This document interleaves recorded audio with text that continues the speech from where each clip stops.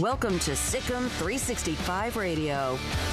Well, first and foremost, his character and his work ethic. We knew he'd put in the time, and especially with that year off, he would get better and he would make our team better. Every day he practices so hard. You know that he's going to make himself better, but also the team on the year that he sat out. SicEm365 Radio is presented by IdealMRI.com.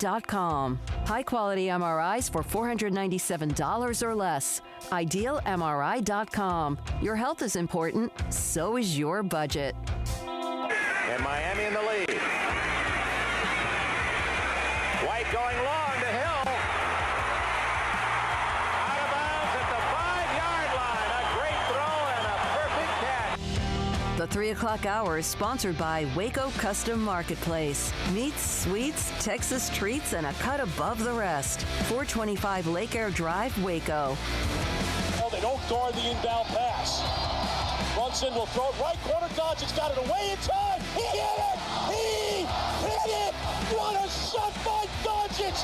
Catch and shoot. He just sort of flew it up toward the rim from the corner, and it went down. Have you downloaded the SicEm365 Radio app? Do it today on the App Store and Google Play. Catch is made by Amari Cooper, who broke free.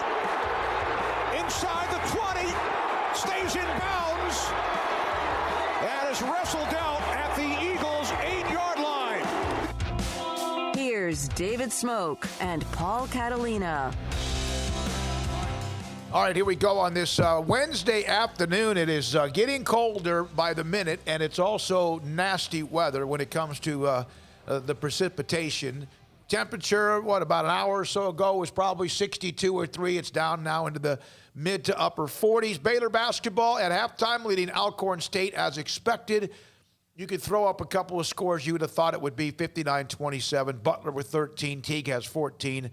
And Baylor rolling to what will be an 8-0 start. They have Iowa State Saturday in their second Big 12 game of the season. Tonight, Big 12 on display, the college football world. Oklahoma and Florida in the Cotton Bowl. Wake Forest and Wisconsin, in fact, are playing. Whoa, is that over yet, Paul? Yeah, it's over. Yeah, Wake Forest and Wisconsin, and earlier a couple of other bowl games. It would have been a day when you would have had 4 bowl games, but a couple of them, of course, including TCU and Arkansas, postponed, or not postponed, but canceled. So that's that as well. That Wisconsin Wake Forest game is a final. Wisconsin winning that game 42-28. And they they threw for 318 yards. Wake Forest did, but still lost 42-28. It was 14-0. Is it still the Demon Deacons? Yeah. 14-0. So Demon Deacons is okay, huh? Yeah. Okay. Demons are fine. Yeah. I'm okay with them. I'm okay with the Tampa Bay Devil Rays, but I know some are not. Wisconsin 42-28.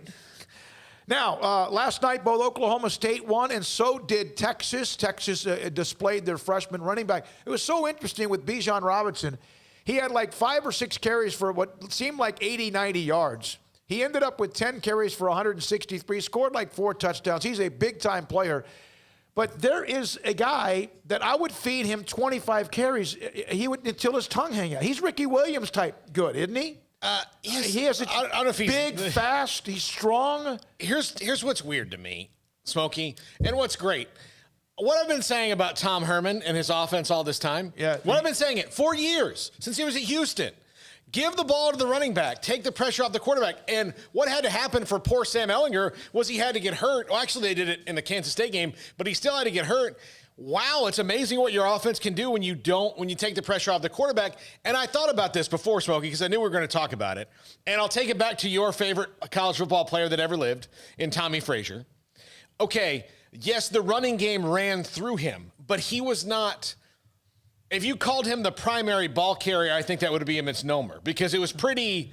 I mean, he had running backs that he distributed to. He had Lawrence Phillips. He had Damon Benning, I think. He had also, obviously, Amon Green. So he had Clarence Child, whoever it was. He had a ton of running backs. If you think about the running quarterbacks who've won national titles, and I'm sure somebody can throw one at me, but I'm talking about in recent memory, the ones who were the primary ball carriers didn't get there. Cam Newton had running backs to share it with. Tim Tebow scored a bunch of rushing touchdowns, but he didn't have a whole bunch of yards. You know, he was...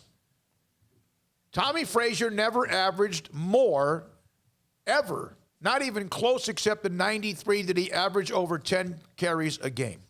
In 93, he had 11 games. Remember, he missed a couple of games because of that leg injury. He had 126 carries in 11 games. He had 97 carries his last year in 11 games. He got the ball 8 to 10. Now, there were games he might carry it 15 times. But Ehlinger, we don't know if his career is over. Perhaps it is. Casey Thompson comes in, the son of former Oklahoma quarterback Charles Thompson, whose career ended up in flames because of that drug ring.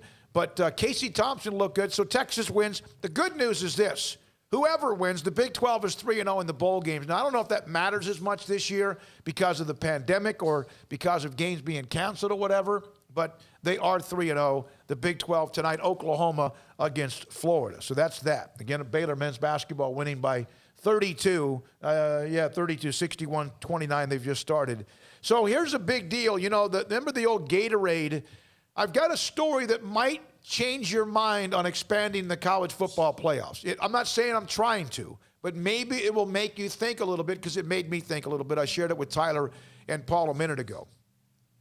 So everyone likes to dump water, right, on the winning coaches. Mm-hmm. Now you're starting to see, like yesterday, Mike Gundy had a Gatorade bucket full of Cheez-Its, right? Yeah, they did that. The Idaho Potato Bowl had the French fries. The French fries. So we've seen that. So they're dumping whatever is the featured sponsor or the name of the bowl, correct? If they do the Orange Bowl, that'll be just a bunch of oranges. If they do the Sugar Bowl, that would be kind of uncomfortable because sugar gets in every part of your body. So what are they going to do with the Gator Bowl? Little pieces of gator? No, like live gators. Win the Gator Bowl, and they pour live gators on you. I don't know. That was from the Reddick College football. Zach Smith, former Grandview and Baylor quarterback, played at Tulsa, got an invitation to play in the East-West Shrine game. Good for him. That's Zach Smith with that. Now, here's 254-339-1122. We got a lot of guests lined up today as well. King McClure will join us in the 5 o'clock hour. He's doing the game right now with that Baylor game with Alcorn State. We'll also have Grayson Grunhaper, Olin Buchanan on Texas A&M, Grayson on Baylor recruiting. We'll have Drew Pearson, the original 88 today at 4:30. Max Olson today at 3:30, among some others. So we want to expand. Would you like to see it expand to 8? Yes, I would. The college football. Tyler, would you like to see the college football playoffs expanded to 8? I have always wanted that ever since the discussion first came to be. The only reason that I would want expansion is because that allows conference champions for it to mean something. Instead of it with a committee saying, yeah, but if you win the conference title, you are in the college football playoff. If you're a Power 5, there are 5 of those, whether your team or your conference is up or down, it doesn't matter. Winning a conference championship should matter, all right? And then you figure out the other 3, whether one is a group of 5 or 2 or I don't know. It does that, but that's the only reason I'd want it expanded. Here's a reason why maybe expansion won't make a difference.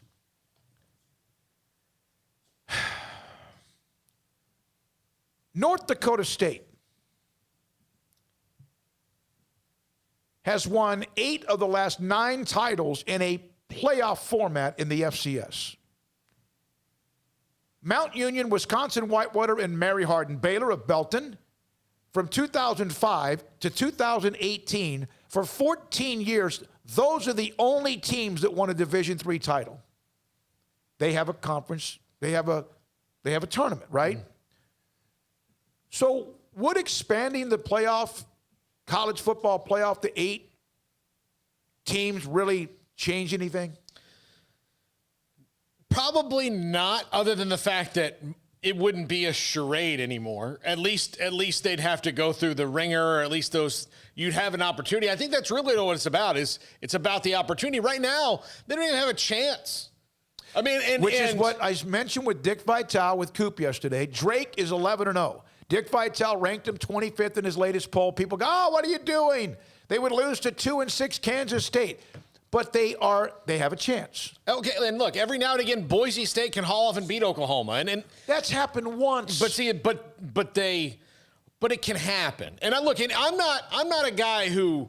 I'm not one who usually pulls for the underdog. I'm not this guy. I just think that there's a charade happening with the college football playoff. And while, the Boise State-Oklahoma thing would only happen one time, at least it was given a chance to happen. Like, that's all I'm saying. Just give it a chance to happen. And it sounds like, and you can make an argument that the reason that it doesn't happen is that the big dogs are like, they don't want that to maybe even happen. Like, it's fine if they if Clemson lost to Alabama, that's fine. But if Clemson lost to Cincinnati, that's beneath them. And they're trying to keep that out. It has that feel to it. And, I don't see what the disaster would be. And and again, we have blowouts when it's, Oklahoma and LSU. LSU beat the hell out of them. And USC one time beat Oklahoma badly. We've seen what Clemson did one year. Clemson took apart Notre Dame in the Cotton Bowl a couple years ago. Ohio State hammered somebody. So, what's the difference of Clemson taking apart Notre Dame or Clemson taking apart Cincinnati?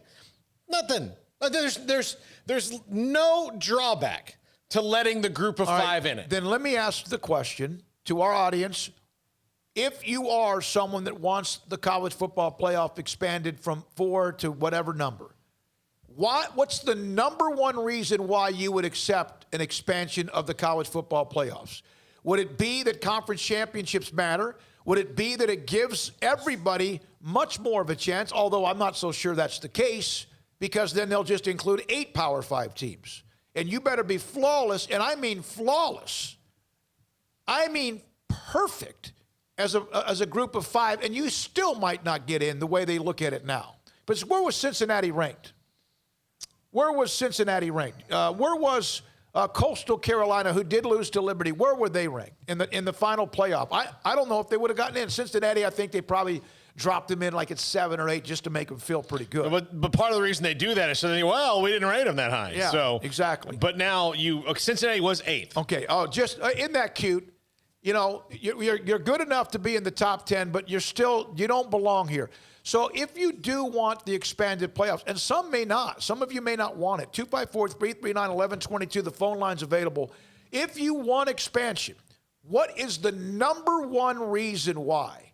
Because if you just say, well, and it might be, it gives everybody a chance. I don't think it does give everybody a chance. It gives a few more teams a chance. I just want conference championships to mean something, because right now the College Football Playoff Committee still, even then.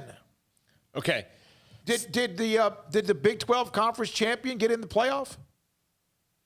No. Oklahoma, right? Yeah. No. Did the Pac-12 conference champion? No. Oregon. In fact, they played when they weren't even supposed to be in the game. And yet there have been teams that didn't win the conference championship, Alabama, whoever, who have gotten in. So I want the conference championship game to either mean something or stop playing them. I don't give a damn about how much money they make. And I'll just say that having more teams, you're going to have 68 teams in a tournament, and you're still going to have the cream rise to the top. And that happens even in the NCAA tournament, because you know what? We see the upsets on the first weekend. That's when, oh my God, this is great. But at least you see them. Okay. In my I can probably remember back to vividly watching college basketball in about 1989 or 90 when I was 9 or 10 years old. Okay. So in that time, like outside of Duke, North Carolina, Michigan State, and Connecticut, look, Arkansas, Arizona, UCLA, and UCLA in this context was not UCLA of how they used to be, because they haven't won since then. But, Florida won twice, and but it's Kentucky and Connecticut, and the last couple years have been 3 times as many men's basketball teams as there are football teams. So you're going to have not the 3 to 5 same teams. You're going to have the 8 to 10 same teams. But it's the same. Yes. It's still the same. But you still have Valpo winning. You still have Princeton beating, who was it, Indiana. You still have, that. At least you get to enjoy that initially. The other thing that it would do is, other than just giving him a chance, maybe I don't have to, because somebody will upset Clemson or Alabama one time, and even though Clemson or Alabama might be one of the teams, the other team might be somebody different. Yeah, no, you're right. And who knows? Maybe they get on a hot streak. Every 20 years, you have an 11-seed LSU that gets to the Final Four. Couple of text messages from Scotty. I do expansion in the playoff to 6 or 8 teams, but they need to get rid of the committee and go back to the computer system with no bias. From the 409, it adds a sense of legitimacy to the championship itself. There's no bias as far as the blue blood teams, always making it even though there are non-traditional teams who deserve a shot, okay? 254-339-1122. Let's hear from you today on the phone. Text, you could also tweet at us as well, at Paul Catalina and at David Smoak, Sic'em365 Radio. On the Impact Health Labs caller line here on Sic'em365 Radio, he's been very patient. Bigfoot.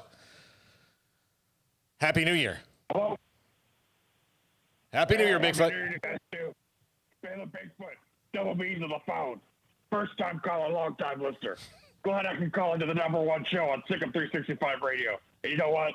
It's the #1 ranked homies on my homies list this week. Go ahead, give yourselves a round of applause. You've earned it.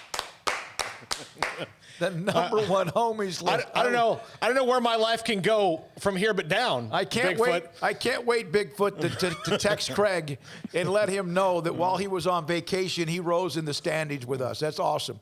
All right, so give us your feedback, buddy. What's going on? I just want to say, you guys have a Merry Christmas? Yeah, we did.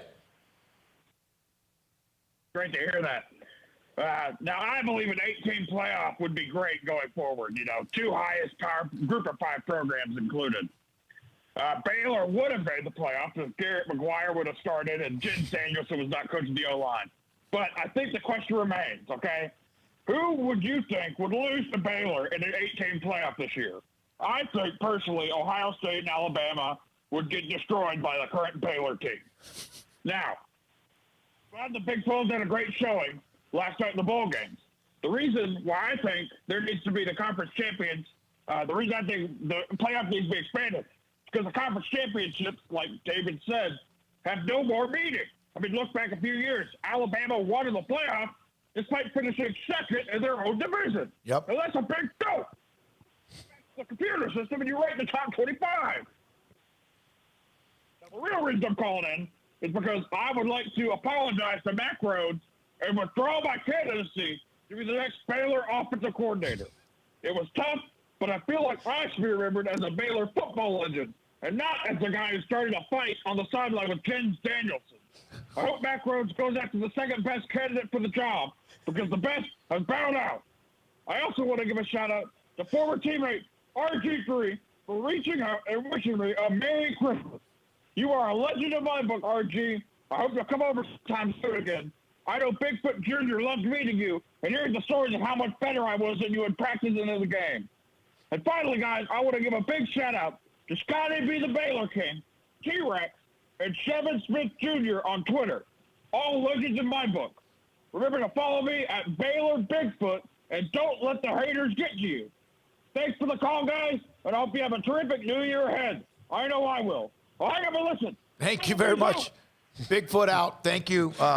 I don't know how we follow that up anytime.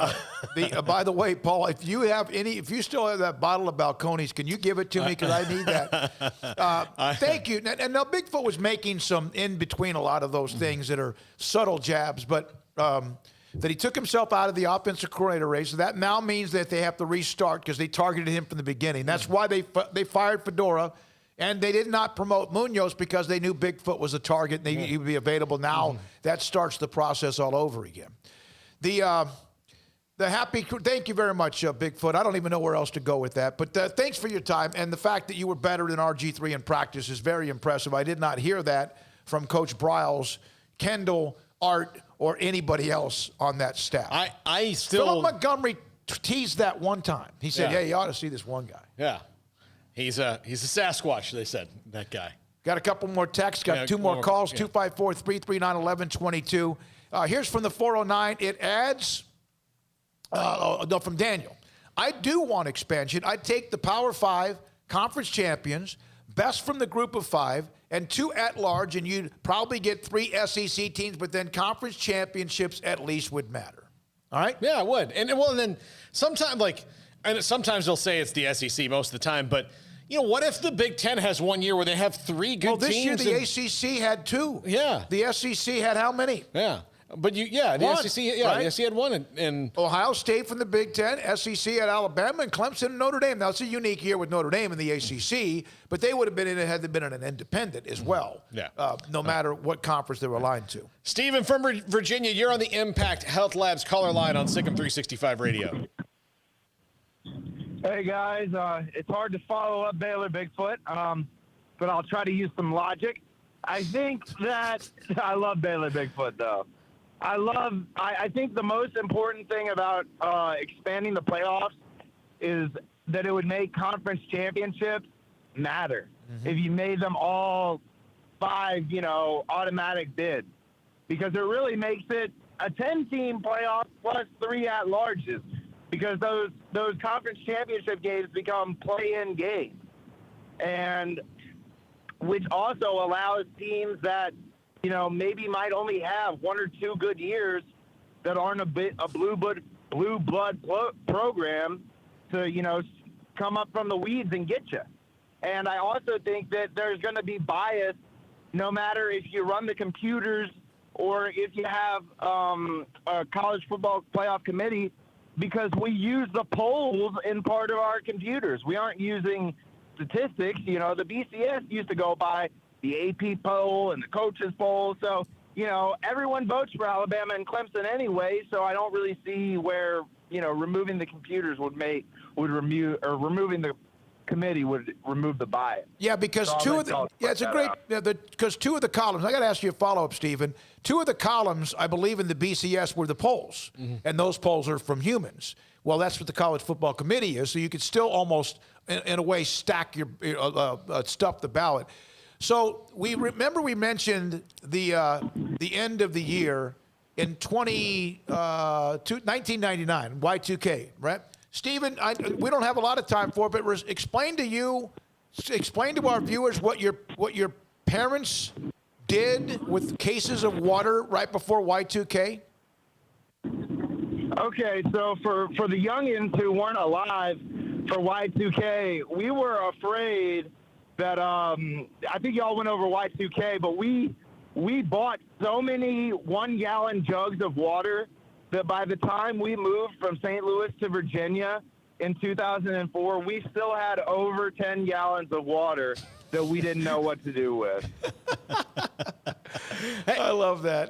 That was my hurricane preparedness in Florida. I did the same when I was living by myself in Tampa. We had one hurricane. I didn't have enough water, and I wound up going to my best friend's house anyway. And it wasn't a big deal. But then when the second hurricane hit, I between that time, I'd gone and I bought about 11 gallons of water, just as much as I could get, and put it in the closet in the extra bedroom. And then I moved a year later, and I remember we're moving out. My dad goes, "Do you want to take this water?" I said, "No, we'll just leave it for the next guy." There's nothing easy about either the bags of the larger 13-ounce, whatever they are, water. What is this? What is that? 13 ounce? I'm drinking one right now. How many ounces is this? 16.9 ounces. Yeah. Those cases, which only cost like $2 or whatever, having 5 or 6 of those and then not using them, and they just get in the way, like those gallons, those big gallons as well. Stephen, thank you very much.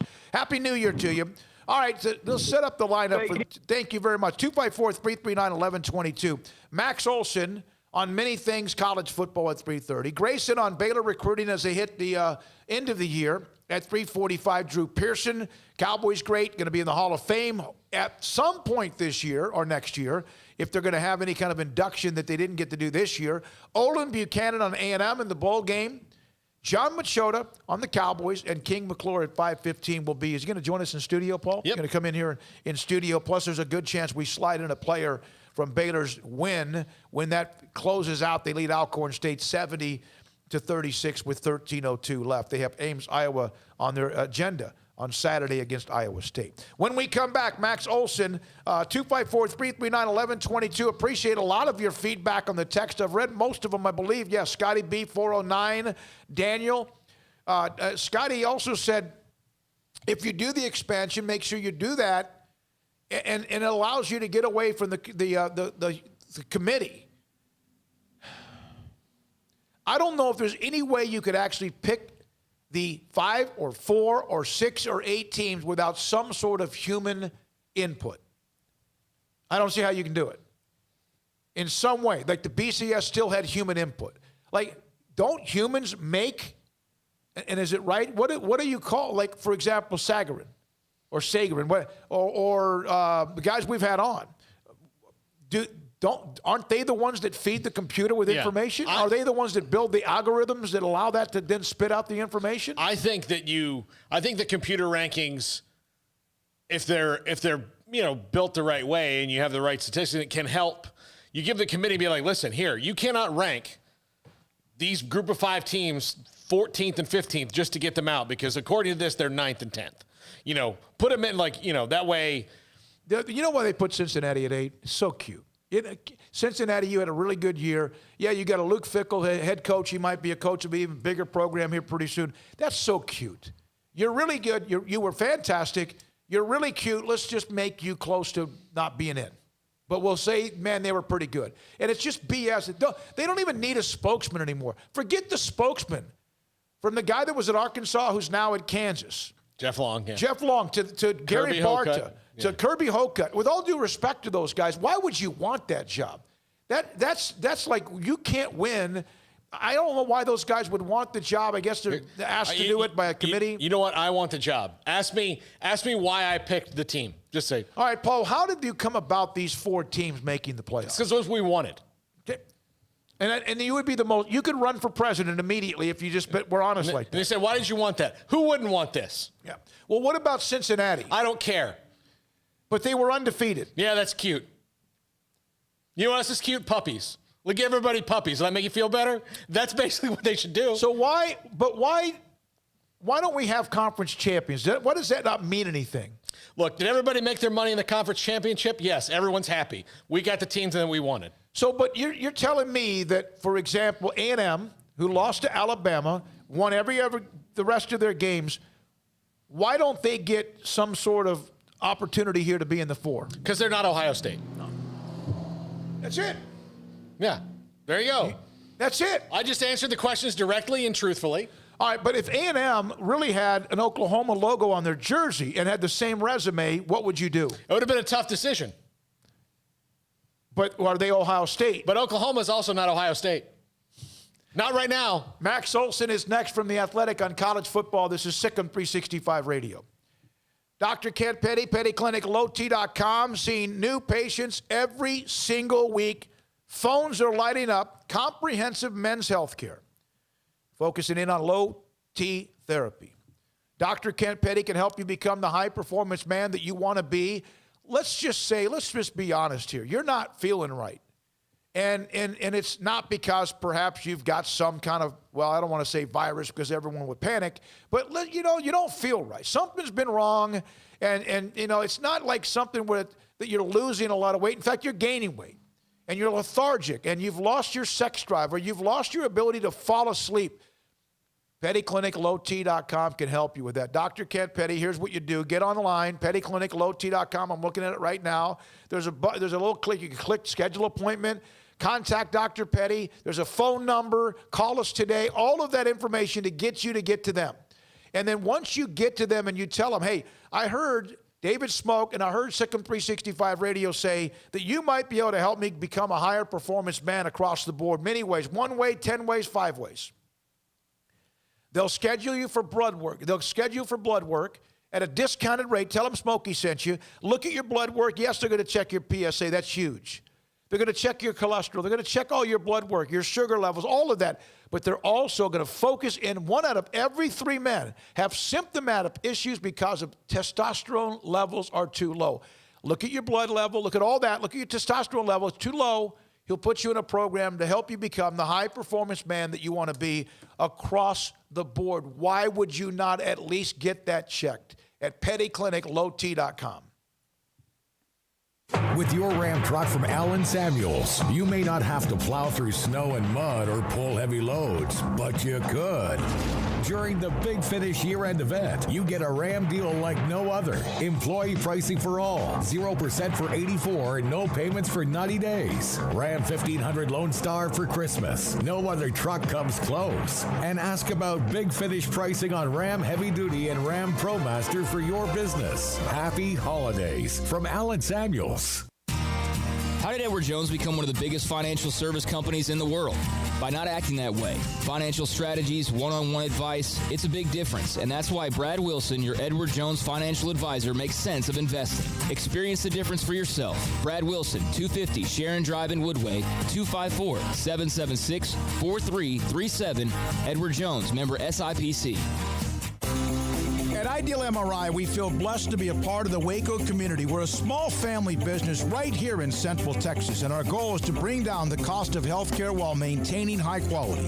At times like this, the cost of health care has never been more important, and unfortunately, significant illnesses and injuries still occur. That's why Ideal MRI is open and here to serve you through the difficult time. We offer premium MRIs just like a hospital with state-of-the-art technology and specialists, but you'll pay less. Sometimes thousands of dollars less, whether you're using insurance or not. At Ideal MRI, we accept most insurance and there are no hidden costs, even offering financing if that's needed. Everything included in the price, and you'll not get something as a surprise in the mail later on. If you need an MRI, ask your doctor about Ideal MRI. They'll know. You can schedule an appointment safely from home online in minutes at idealmri.com or give us a call, 833-IDEAL-MRI, idealmri.com. Texas Farm Bureau Insurance has protected fellow Texans with auto, home, health, and life insurance since 1952. With more than 260,000 square miles of land and 27 million people, that's a lot to cover. Whether you're wrangling cattle or wrangling kids, we're proud to protect Texans in all Texan ways of life. Stop by and see our agents at one of our 3 McLennan County locations. Coverage and discounts are subject to qualifications and policy terms and may vary by situation.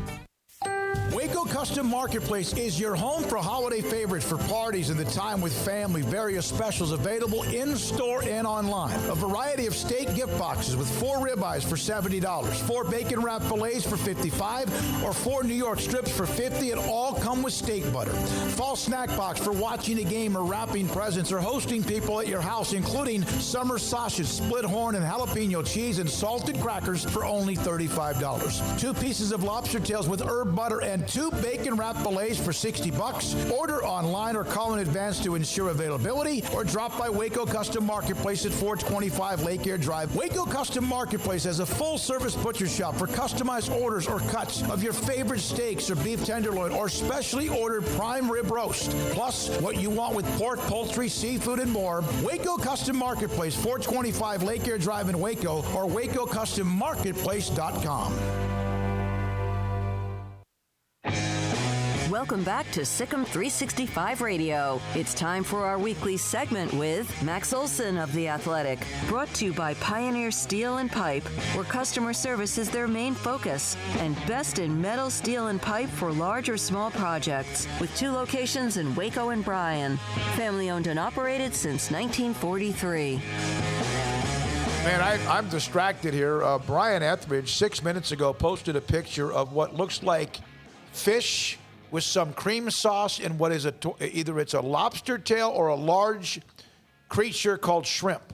And it's like delicious. Like a prawn? Yeah, and it's from Waco Custom Marketplace. Brian Etheridge, thank you for distracting us as we go into a segment with the great college football writer himself and analyst, Max Olson, who normally is joining us on Thursday, but again, in the next couple of days, we'll have our little last respite and then come back full throttle on Monday. Max, I don't know how much you read.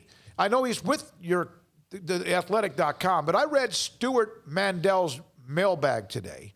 I didn't read all of it. I didn't have time for that. But there was a guy that actually said, yeah, let's go expand the playoffs like they've done in the FCS, where North Dakota State has still won 8 of the last 9 titles. In Division III, they have a playoff, and 3 teams have won every title for the last 14 years. So is that a negative of expanding the playoffs because the same teams win? Well, Well, first of all, I appreciate you mentioning that food because my wife and I were just reminiscing at lunchtime today about that trip to New Orleans 1 year ago today. How much you guys missing that? Oh, Lord. I was thinking about that this morning. Appreciate that, man. Thank you. Oh, man. Yeah. Great week.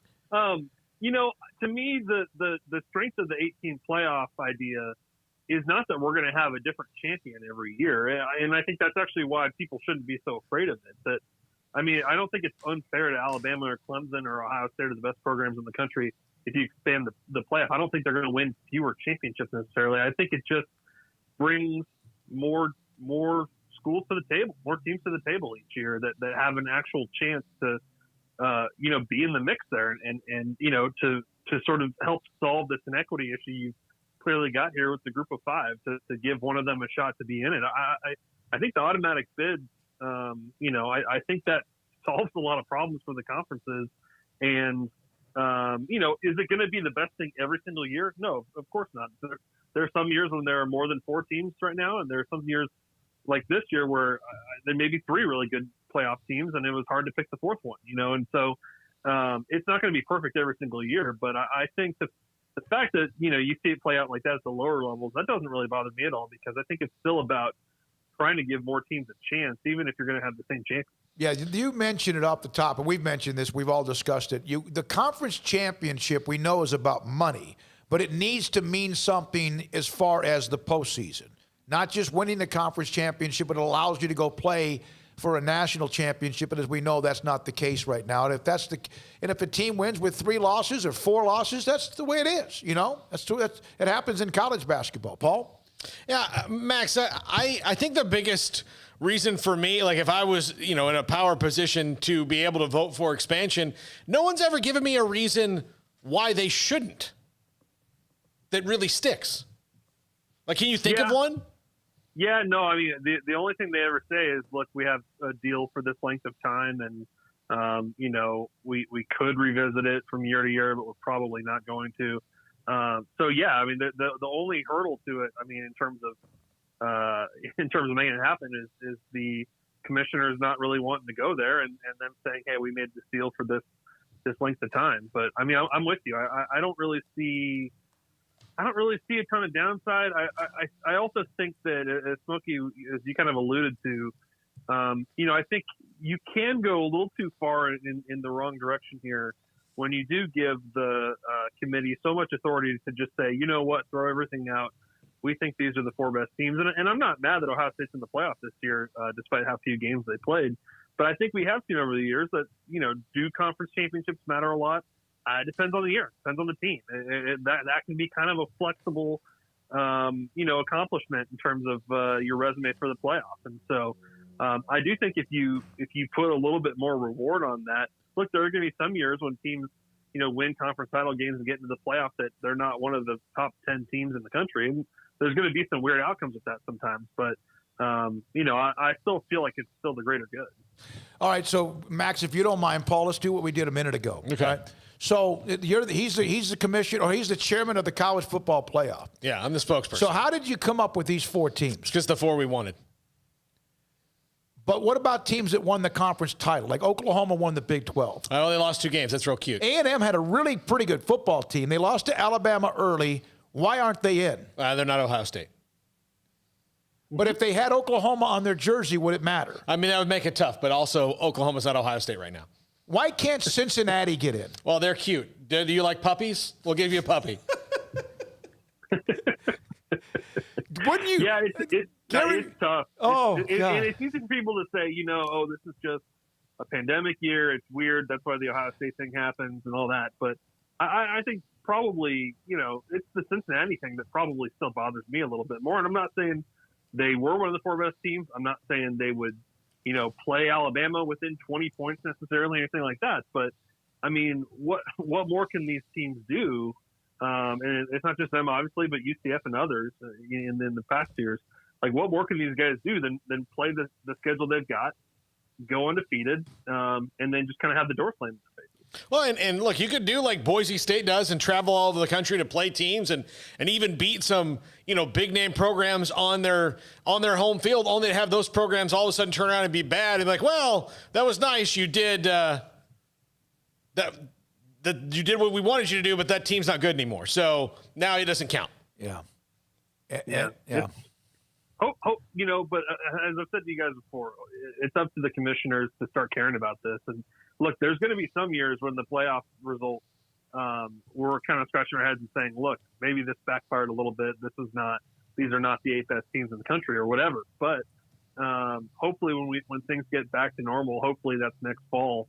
I don't know. I do think it would make for a better landscape. And look, right now, I mean, I don't know how you guys feel about it, but I am watching a good amount of these bowl games, but I have to imagine there's a bit of apathy about this bowl season and about this playoff, and just in terms of the ratings and all that kind of stuff. Yeah, and now let's discuss the Big 12. They had the nice win by Texas last night where I don't know if I could say they unveiled Bijan Robinson because it's almost like they kept him in the envelope. Well, we've seen touches of him throughout the year, and then they still didn't give him the ball enough, scored 4 touchdowns. They see Casey Thompson, so here we go.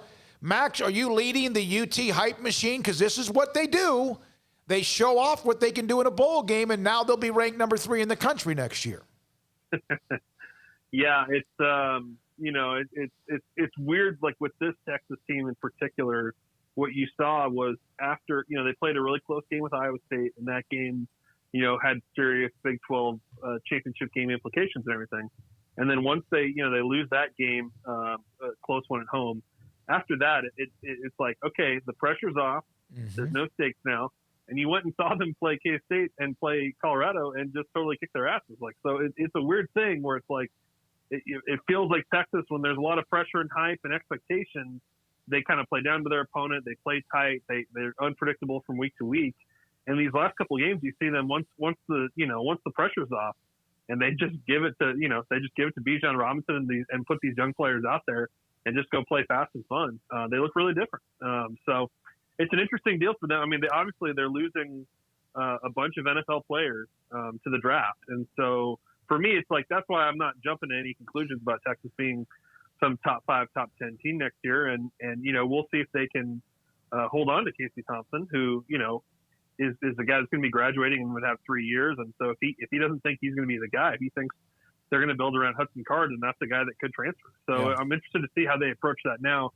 That was a really interesting surprise last night, the way he played, and probably a guy that has been underappreciated there a little bit, just in terms of the public realizing this guy could be an impactful player. So pretty impressive by him, and more positive momentum for Texas, I guess. But they certainly need it right now, and maybe that means that Tom Herman really is safe for next year. So I would say surprise. I forgot Casey Thompson was a real person in the world. Yeah, I didn't know like when he came in. Late in the second quarter, I forgot Bijan Robinson was a great running back too, because I didn't saw him catch the football.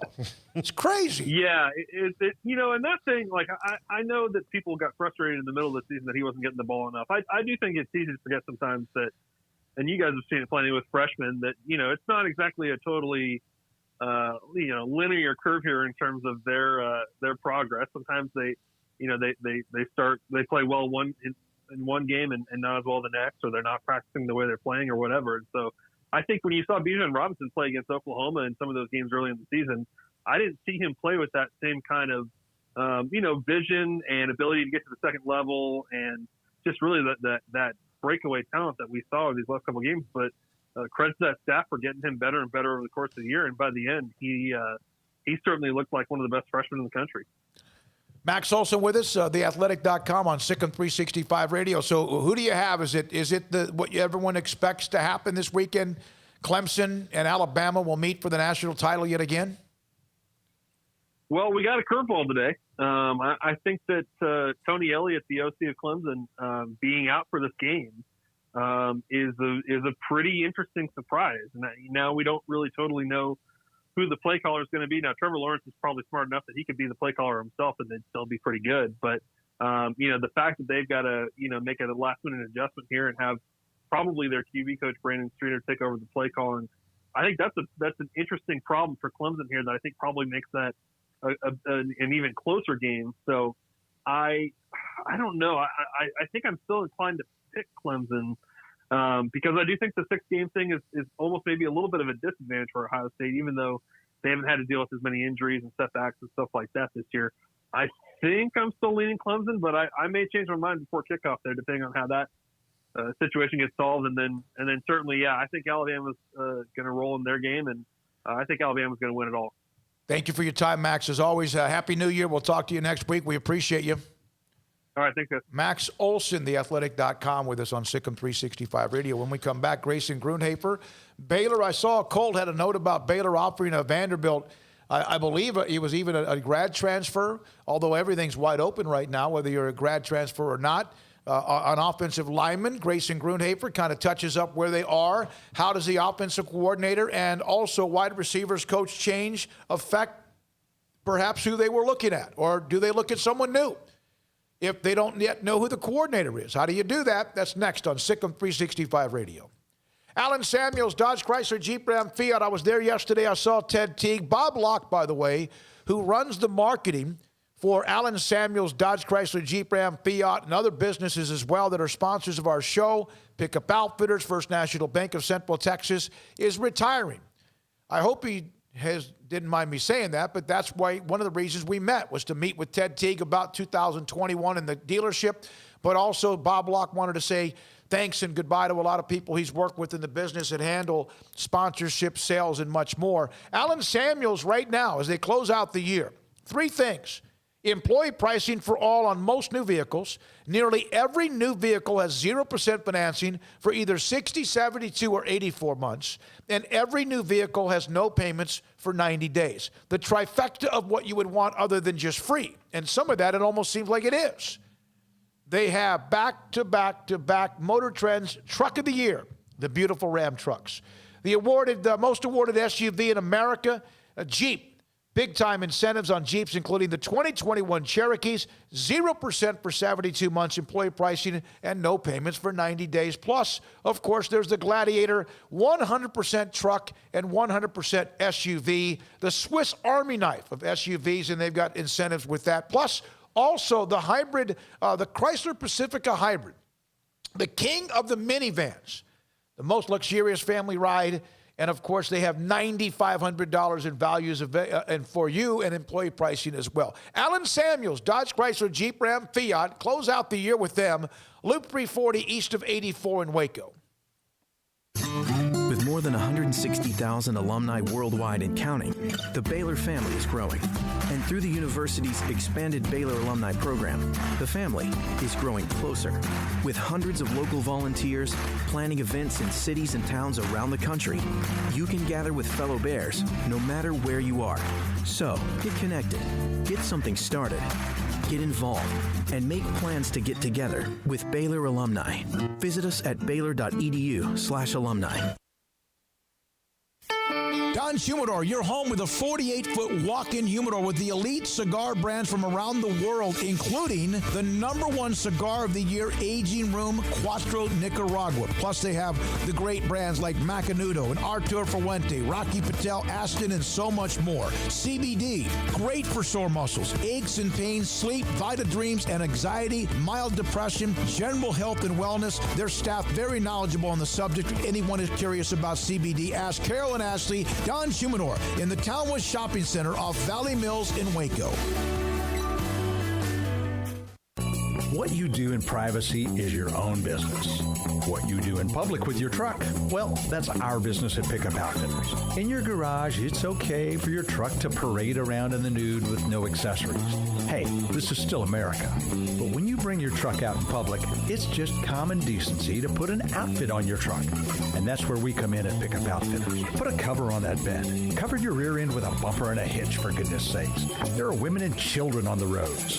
And guys, don't leave your tools exposed. Put them in a toolbox. Be proud of your truck and stand tall with a lift kit. Or improve your truck's posture with a leveling kit.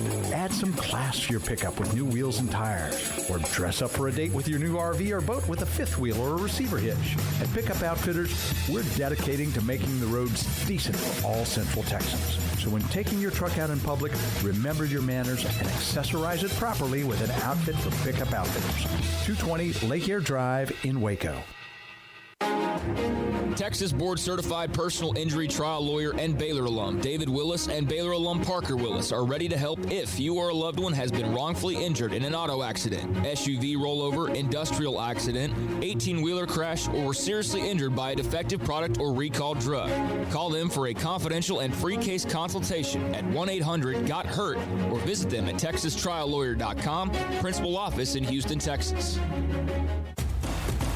Hey, this is Bryce Petty, former starting quarterback and two-time Big 12 champion, and I know firsthand the importance of being in top shape both on and off the field. So listen up, men. If you're feeling beat down day in and day out and looking for that high-performance edge that separates the men from the boys, then look no further than the Petty Clinic Low T in Waco. Petty Clinic is a comprehensive men's healthcare clinic with an atmosphere catering to men. Board-certified Dr. Kent Petty has a special interest in offering the highest quality medical care to men of all ages. Some of the services offered include screening and treatment for low testosterone or thyroid, infertility, high blood pressure, diabetes, high cholesterol, sleep apnea, while offering comprehensive wellness exams and complete men's health lab panels. High performance men, remember, it's not just a Petty thing. This is Bryce Petty, encouraging you to reach out and Google search Petty Clinic Low T or go to pettycliniclowt.com and get your complimentary lab screening today.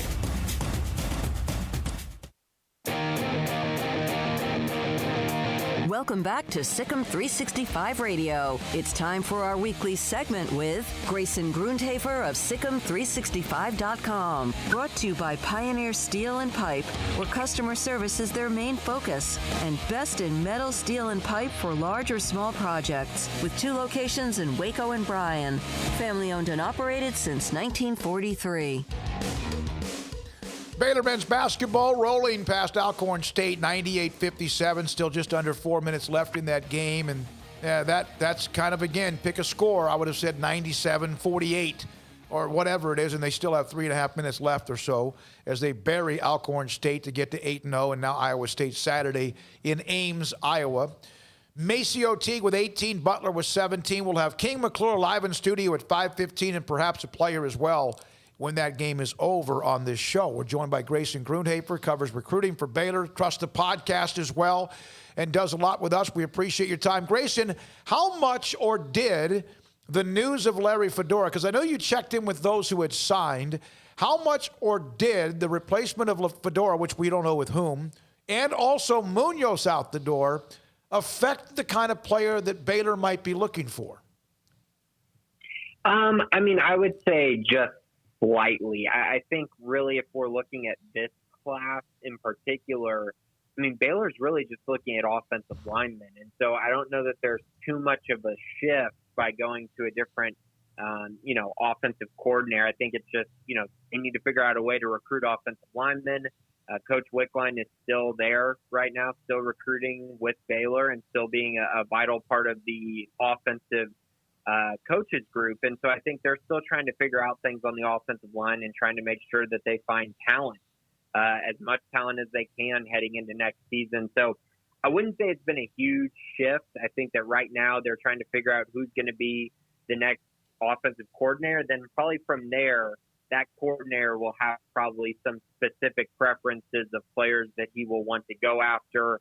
But right now, I think really it's just about talent acquisition. How much talent can you add even without an offensive coordinator? Of course, it becomes a lot easier to recruit when you have a coordinator in place who can kind of, talk about a goal and talk about what he wants to do offensively. That would certainly help some things. And I think it would also help the 2021 commits and signees kind of have a vision for what's going to happen in the future, since they were all kind of committed under Larry Fedora and, of course, George Munoz for the wide receivers.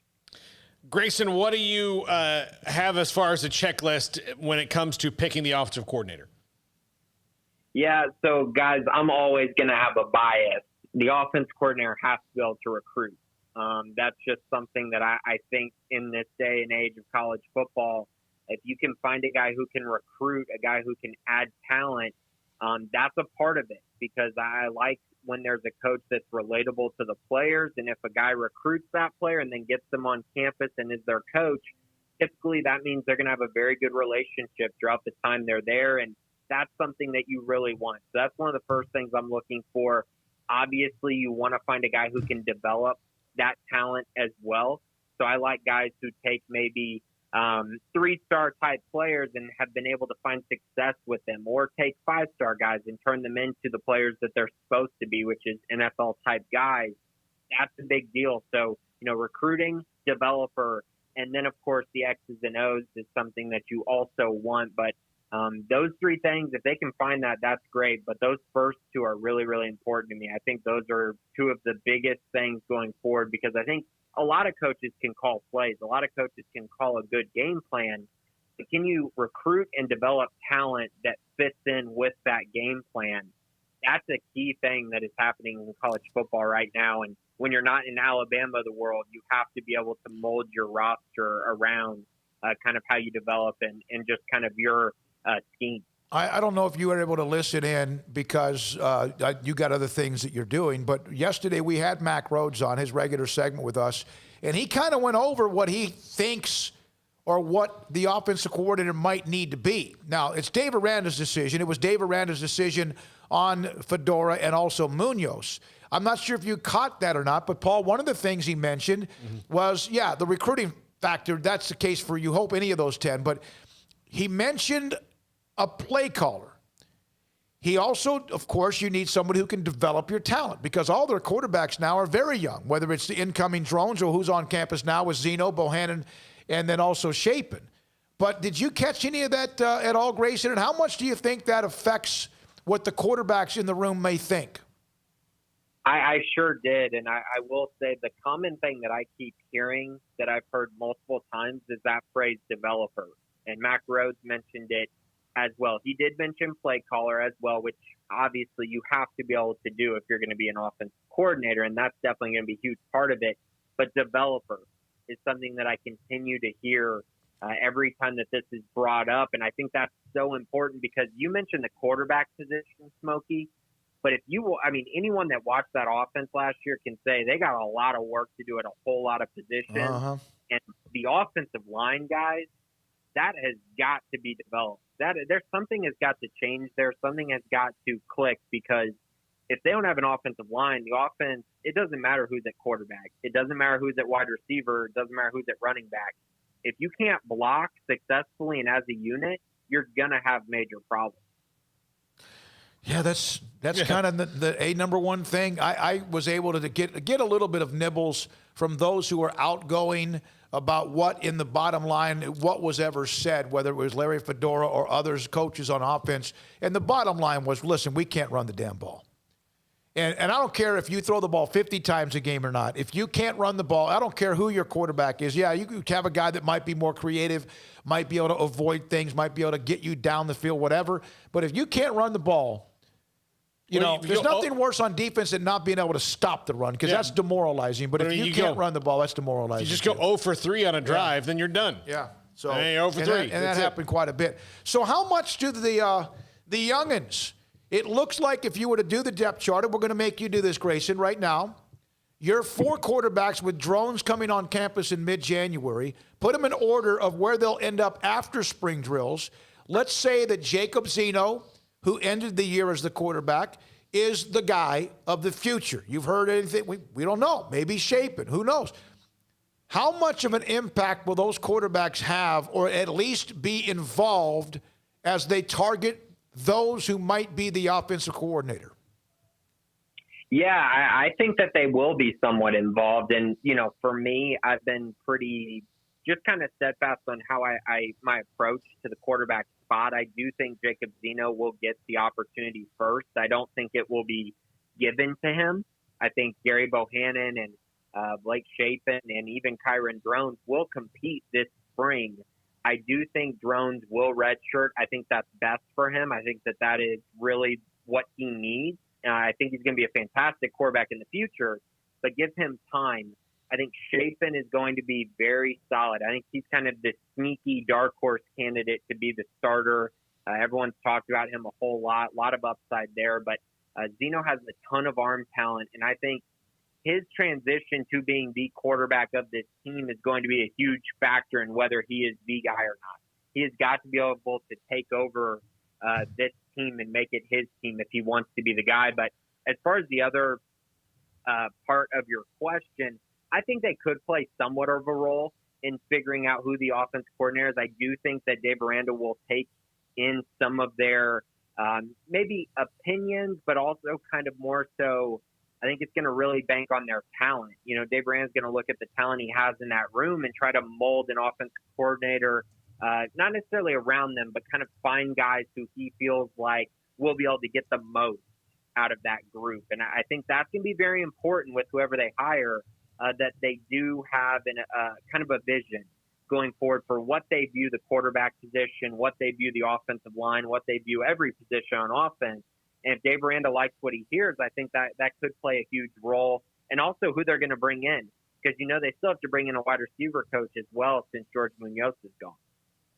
Yeah, that's right. And you don't know how that might – offensive coordinators sometimes are tied into offensive line coaches. Offensive strength and conditioning tied into the head coach. We'll see how all that mixes up and matches as we go along. Thank you, Grayson. Happy New Year. Thanks for your time. We appreciate it. Keep filling up that premium section. It's amazing on SicEm365.com, and we appreciate your time. Thanks, guys. I appreciate it. Happy New Year. You too. As Grayson Grunhaper back on a regular schedule with us on Fridays, but with us off both tomorrow and Friday today here. And coming up at 4:30, Drew Pearson. Also, an update on Baylor men's basketball a minute to go, 102-70 over Alcorn State. Craig Smoak just checked in with his high school pick'em. We got to do that today. And there are some hard ones. I think we'll end up probably with about the same team, but my gosh, like Trinity and South Lake Carroll, among others. What are you going to do, right? Yeah. Is anybody else as troubled as I am that the mullet is back and no one's saying anything about it? Is it really back? I mean, look, it's back. I mean, look. Baylor's got a guy with a mullet, Jackson right? Moffitt has one. Watch the Patriots. Steve Belichick's son, stands in the sideline and calls plays with a mullet. You saw that video of Belichick in the phone, right? Mm-hmm. Did you see it? Mm-hmm. Tyler, did you see him slam that phone against the...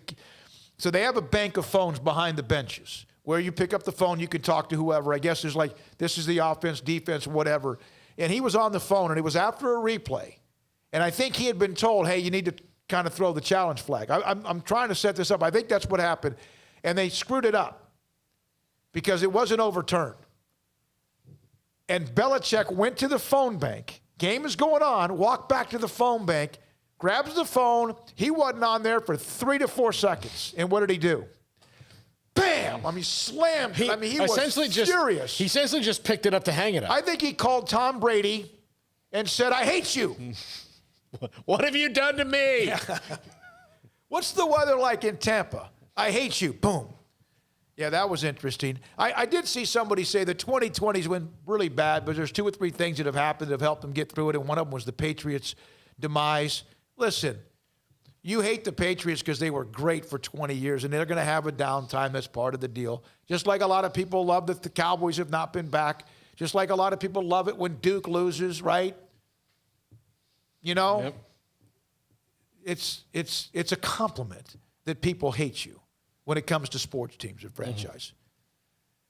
All right, coming up next. Paul, what do we have in the 4 o'clock hour? I know we have Drew Pearson today at 4:30. Drew Pearson and Olin Buchanan, and hopefully we'll hear from a Baylor basketball player. Yeah, that's down to 30 seconds, 105-74. Yeah, we'll try to get somebody on the next 20 minutes from Baylor. Maceo Teague and Jared Butler, the same ones that you would expect having big games. And L.J. Cryer just threw in a free throw, 104-75. And maybe we should do Pick'em here pretty soon as well. I got to get them from Brian and Deontay before, but we can get those even after the show. This is SicEm365 Radio. Waco Custom Marketplace. What are you going to have over the next 2, 3, or 4 days as you go into the final holiday break of the year? Final few days of the year. Goodbye, 2020. You can contact them right now and customize what you need. Whether it's just a platter for you to have some knickknacks, snacks, crackers, various type of summer sausage, cheese. They have the Bighorn cheese. Some of that. Get a gift box with that, or even a gift bag, or maybe a platter with that you can have around if there's going to be people around for New Year's. I know it's going to be a little bit different this year, but you can snack on as you're watching the bowl games or the NFL playoff games. Or if you want to have something really delicious, how about a ribeye rib roast, right? How about one that's 3 or 4 pounds if it's just 2 or 3 of you, or one that it's either bone in or bone out, boneless? that maybe it can feed 8 to 10 of you, and you stick that in the smoker, you stick that in the oven, you let it go, and my goodness, how delicious is that? What Brian Etheridge just put up on his Twitter feed, which looks like, I'm not sure if that's cod, Paul, or mahi-mahi with a prawn on top. He got that at Waco Custom Marketplace. He's an incredible cook. He's cooked for us on game days when we've had our post-game show and pregame shows for Baylor football. He does an amazing job. What the Bauer family started and what they continue to do is bring amazing excellence with their bakery and butcher shop and with the hometown grocery store up and down the aisles, from anything like snacks to box dinners to even canned food or even chips and hot sauce, seasonings and sauces and much more. Waco Custom Marketplace, 425 Lake Air Drive, or go online at wacocustommarketplace.com. From the first workout to the last practice, sports is an incredible challenge. Hi, this is Dan Ingham with the First National Bank of Central Texas, and we're proud to support each athlete, every parent, and our educators. From families, small businesses, to the biggest industry, we're here to help. With remarkable products like First Free Checking, we've got banking ideas that fuel big dreams. The First National Bank of Central Texas. Familiar faces making local decisions. Member FDIC, Equal Housing Lender. Let Camille Johnson Realtors guide you seamlessly through the process of buying your dream home or selling your current one. Commercial, farm and ranch, or residential, Camille Johnson Realtors can smoothly and successfully lead you through any transaction. With a team of 28 experienced agents who are excited about serving you, Camille Johnson Realtors services the entire greater Waco area. If you're in the market to buy or sell, contact Camille Johnson Realtors, 104 Midway Center in Woodway, or find them online at www.camillejohnson.com. Camille Johnson Realtors, elegant, charming, warm. Welcome home. Bird Culture Ford has been in Waco since 1936. Ford, the #1 selling truck in Texas, 43 years running. And Bird Culture Ford proudly supports high school football in Central Texas. And no better way to tailgate with a Ford than from Bird Culture Ford. And are there better vehicles to tailgate with than the Ford F-150 or the Ford Expedition? And of course, you can get them new, pre-owned Bird Culture Ford. Our sponsor of the Ford Tough Player of the Week, locally owned dealership. Online at bkford.com at 1701 West Loop 340 in Waco. Bird Culture Ford.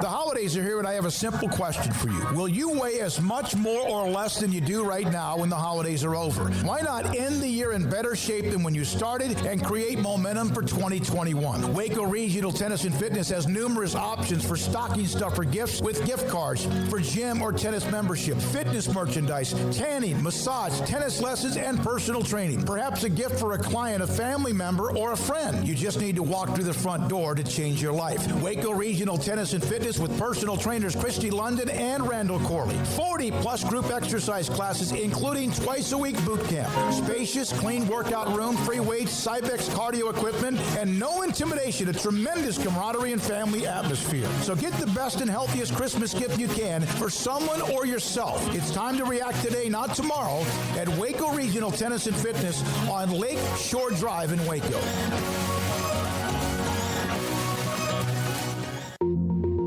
Learning to navigate life in the COVID-19 world has been a struggle, and where and how to get tested has been one of the biggest challenges. Impact Health Labs has your answer. If you need mass testing for your office, church, dormitory, or school, Impact Health Labs is who to call. They will come to you, conduct the testing at your location, and have the test back within 24 hours. Most major insurance accepted, meaning your out-of-pocket cost is low. So no more waiting by the phone for days to find out the results. Impact Health Labs was founded by 3 Army licensed and credentialed medical professionals. They believe in accuracy, efficiency, and doing the job right. Call 254-744-6233 to set up your group screening today. Impact Health Labs, on-site, prompt, and accurate, taking COVID-19 head-on. Again, that number is 254-744-6233 or online at impacthealthlabs.com. Welcome back to SicEm365 Radio.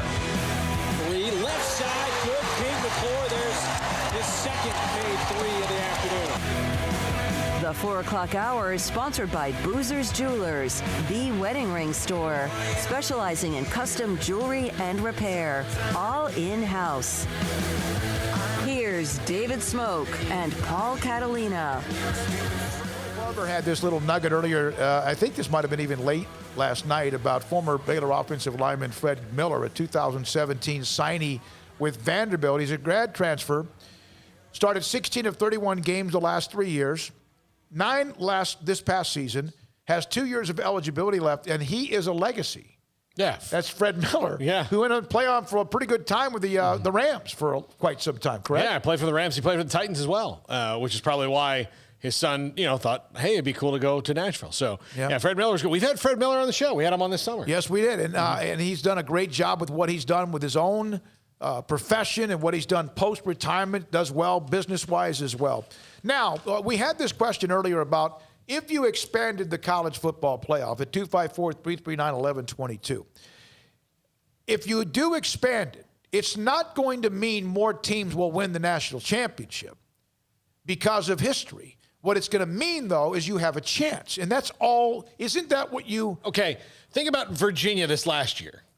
In football, would Virginia, who was they were good all year in basketball, but would Virginia, who was good all year and not a blue blood college football name, would they have had a legit shot? And they're in a big conference. The ACC might have saved them. That might allow them because they were from the ACC. Yeah, but would they, if it came down to a beauty contest, even as good as they were, I think they might slip in because of the conference, like some teams in the SEC. Okay, but if it's Duke, North Carolina, Kentucky, and whoever. Now the Zags have lost in the final twice. Now Gonzaga, they've lost in the final, and they've lost and they've won. But would they ever have a chance to play Gonzaga? Am I hearing something? No, I think Tyler's editing over there. Oh, okay. I'm sorry. Yeah. No, and that's Gonzaga in football has no chance. That's Coastal Carolina, right? So again, it's just about that. Like, maybe they're not going to win. But it just gives them the chance to. It also eliminate, and I'm not so sure the college football playoff committee or the Power Fives, and we asked Mac the Autonomy Five. He was very clear about it. He said he's a huge difference. Here's the deal. Coastal Carolina, they would probably once out of 97 times play one of those big boys and win. But that's okay. But you have to give them. They're not even giving the 97. They're going to give them once. What the problem would be, if you go to 8, you have to win 3 times to win the national title. Mm-hmm. You might, once every 97 times, beat Alabama, which most likely you don't even do that. But then you have to follow up and then beat Clemson. Mm-hmm. That's where there's a huge drop-off compared to basketball. You might beat North Carolina in the first round. And then the way the bracket is set up, you might play somebody else that's not a mega dog because they're not going to be on the same side of the bracket. Mm-hmm. But then eventually you get worn out, and that's why whoever wins that first and second round Cinderella gets through the weekend, Sweet 16, they rarely last. But at least they can carry you for the interest and the excitement of the possibility. Yeah. And that's all that it is just giving the chance. What's going on? Why'd you stop talking? We've got a leak. Do we really? Yeah. Oh, boy. Yes, we do. It is Seth Russell's jersey soaking wet. I hope there's no electricity wires. And we're still on, Tyler, right? So I'm going to keep doing this. Yeah, we do. We got a little drainage issue with it looks like it might be the air conditioning vent. So we'll work on that. You guys, if there's any electricity cords in the ground, let me know now so I can run as fast as I possibly can. All right, a couple of other notes. Yeah, the figurine's getting a little bit wet, right? A couple of other notes on this story that Stuart Mandel was discussing is you might still get the quarterfinal round shocker because now you're looking at 8 teams. So you might get the quarterfinal round shocker, but the chances of them being able to get through the next round and then to the next round, that's when Power 5 compared. Okay, there's a phone ringing in the background. Live. We're live, right? On radio and television. This is great. Paul's trying to get somebody because we do have a leak in the roof. That's interesting because this is like a 4-story building, right, Tyler? So that might be coming from God knows how far. 3-story building on the corner of M and MLK. Live radio. So you might get somebody in the quarterfinals. You might get maybe Maybe Cincinnati beats the Big 12 champion this year. Maybe they beat whoever survives the Pac-12. But they probably would not be matched against them. They would probably be matched against Clemson or Alabama. Gone.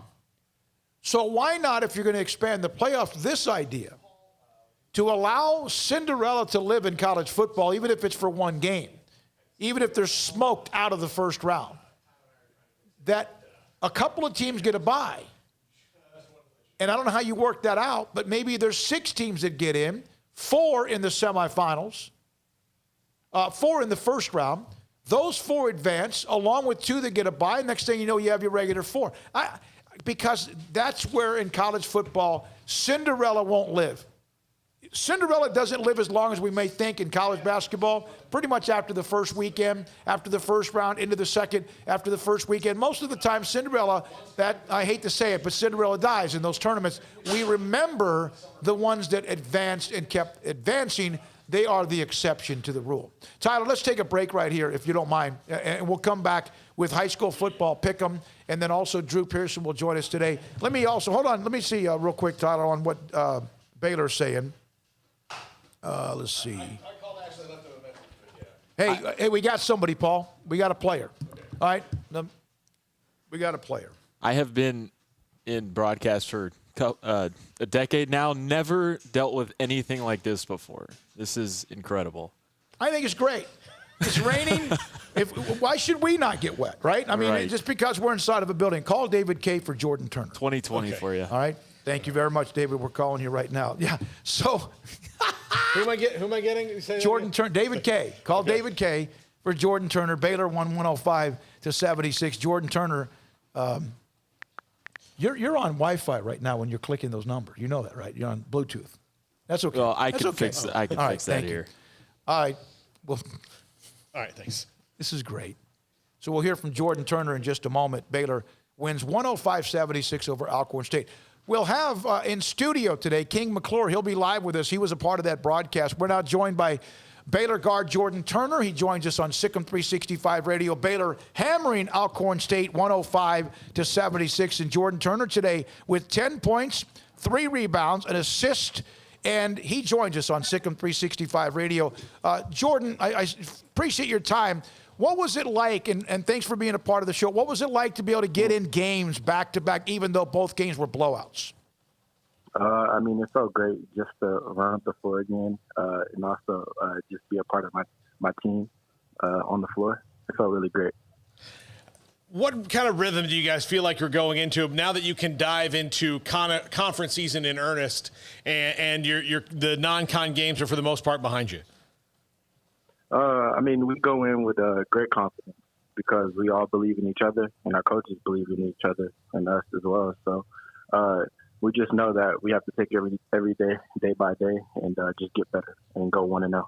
Jordan, you were able to get some points on the board. You were able to play quite a bit the last 2 games they've been able to. You as a team play a lot of guys. How did you feel yourself as being a part of the game today and in your own stroke as far as your rhythm and shooting the ball? I was fortunate enough to get playing time, and that really was great for my mindset and just my teammates being happy for me. It was just great to see smiles as well, and your bench going crazy for you. So I mean, great.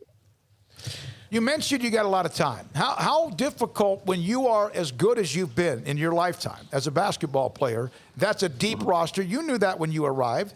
And it's you're not going to get as much maybe playing time right now as you would like, but what is it about staying patient, and what do the coaches and players say to you? Well, that's the thing. Honestly, they just say stay ready, but my mindset is, we're so good. I mean, I'm more of unselfish, and I also just being patient and just keep just working at whatever I want to accomplish. It'll be great for me. And I'm a player first, so, you're a teammate as well. So whenever you see your team doing well, that's what you want ultimately. You guys, and I asked Everyday John this yesterday about the work ethic of the team. When you step into this team, how hard it would be to be a guy who doesn't want to be in the gym all the time and just wants to, show up for practice and then leave? Yeah, honestly, I mean, I believe, anybody that wants to be great, if you don't work at what you want to perfect, it could be a job or anything. If you're not working at it and you're not perfecting your own craft and then also helping others, then, I mean, you won't get what success you're looking for. You have a road trip to Iowa State. You guys did win big against Kansas State. Do you feel like you have played enough as a team with the ups and downs and the, postponements or whatever? Do you feel like you guys have played enough to hit the meat of the schedule now in the Big 12? Honestly, yes, we are. Because, one, we've been with each other for 2 years now, most of our teams. So, I mean, it's just having that experience is the best thing, especially in Big 12 play. So, yes, we definitely did so very confident, and we know that we're ready. You mentioned earlier about how your teammates were excited for you today. You had an opportunity. You've had, 14 minutes, I think, also one of the most previous games. So your teammates know you. They know everybody across the roster from the very bottom to the top, from Jarrett Butler, an All-American, to everyone else is a part of it. Did you ever imagine that you would be a part of a team this talented, this successful, and yet this close, where everybody knows it's about everybody? The weakest link has to be the strongest link. Most definitely. Just one, going on my visit, it felt like home, and then also the coaching staff as well. But yeah, everybody talks. We don't have that one sore thumb that hurts the team. So we're all happy for each other, encouraging each other, and we also push each other every day. So yeah. Thanks for your time, Jordan. Thank you very much. Congratulations. Good luck at Ames. And we appreciate you jumping on with us. Tell David K. we said thank you. Okay, thank you. That's Jordan Turner. Yesterday against Central Arkansas, he played 7 minutes, 14 minutes against Arkansas Pine Bluff. Today scored 10 points in their win against Alcorn State. Baylor winning again easily in that victory against Alcorn State, 105-76. When we come back, Drew Pearson, the original 88. We got a little house cleaning to do with the leak. Tyler, Craig's going to be back with us on Monday. Don't forget, Uptempo starts Monday, 11 to 2 with Drake Toll. And then also a part of that show for an hour will be J.D. Piquel. This is SicEm365 Radio. IdealMRI.com, our title sponsor. Spoke with Rob Maxey. Dr. Maxey spoke with him earlier this week. Full throttle, ready to go with us into 2021. They have been amazing with us from the beginning. They have state-of-the-art technology to find out what is bothering you when it comes to pain, whether it's a bone or a muscle or a ligament that's more than just a bump or bruise. It is something that hurts. And your doctor has told you, hey, we need to get something deeper. We need to get a better picture to find out what's going on. If you need an MRI, IdealMRI.com needs to be your choice. You could say option, but that needs to be your choice. First of all, never more than $497. On average, an MRI can be $1,100 or more, which means some might be $1,500 or $2,500 or more. Never more than $497. Ideal MRI, right smack in the middle of the Central Texas marketplace, off 340 and also I-35. They got a great staff, techs and specialists. When you get online, you can get your appointment set up. You walk in the door, you're already ready to go. Specialists and techs will talk with you, go through the process. The MRI machine is phenomenal. It's like anything else you'll be able to get anywhere else. It's that state-of-the-art technology, and then you'll get a call or feedback from them on what they see. What is the reason your shoulder, your knee, your ankle, your back, or whatever hurts and hurts badly? And then you can also have that transfer to your doctor so they can see your MRI and realize, yep, that's what we thought, but we needed more evidence. $497 or less every time at IdealMRI.com.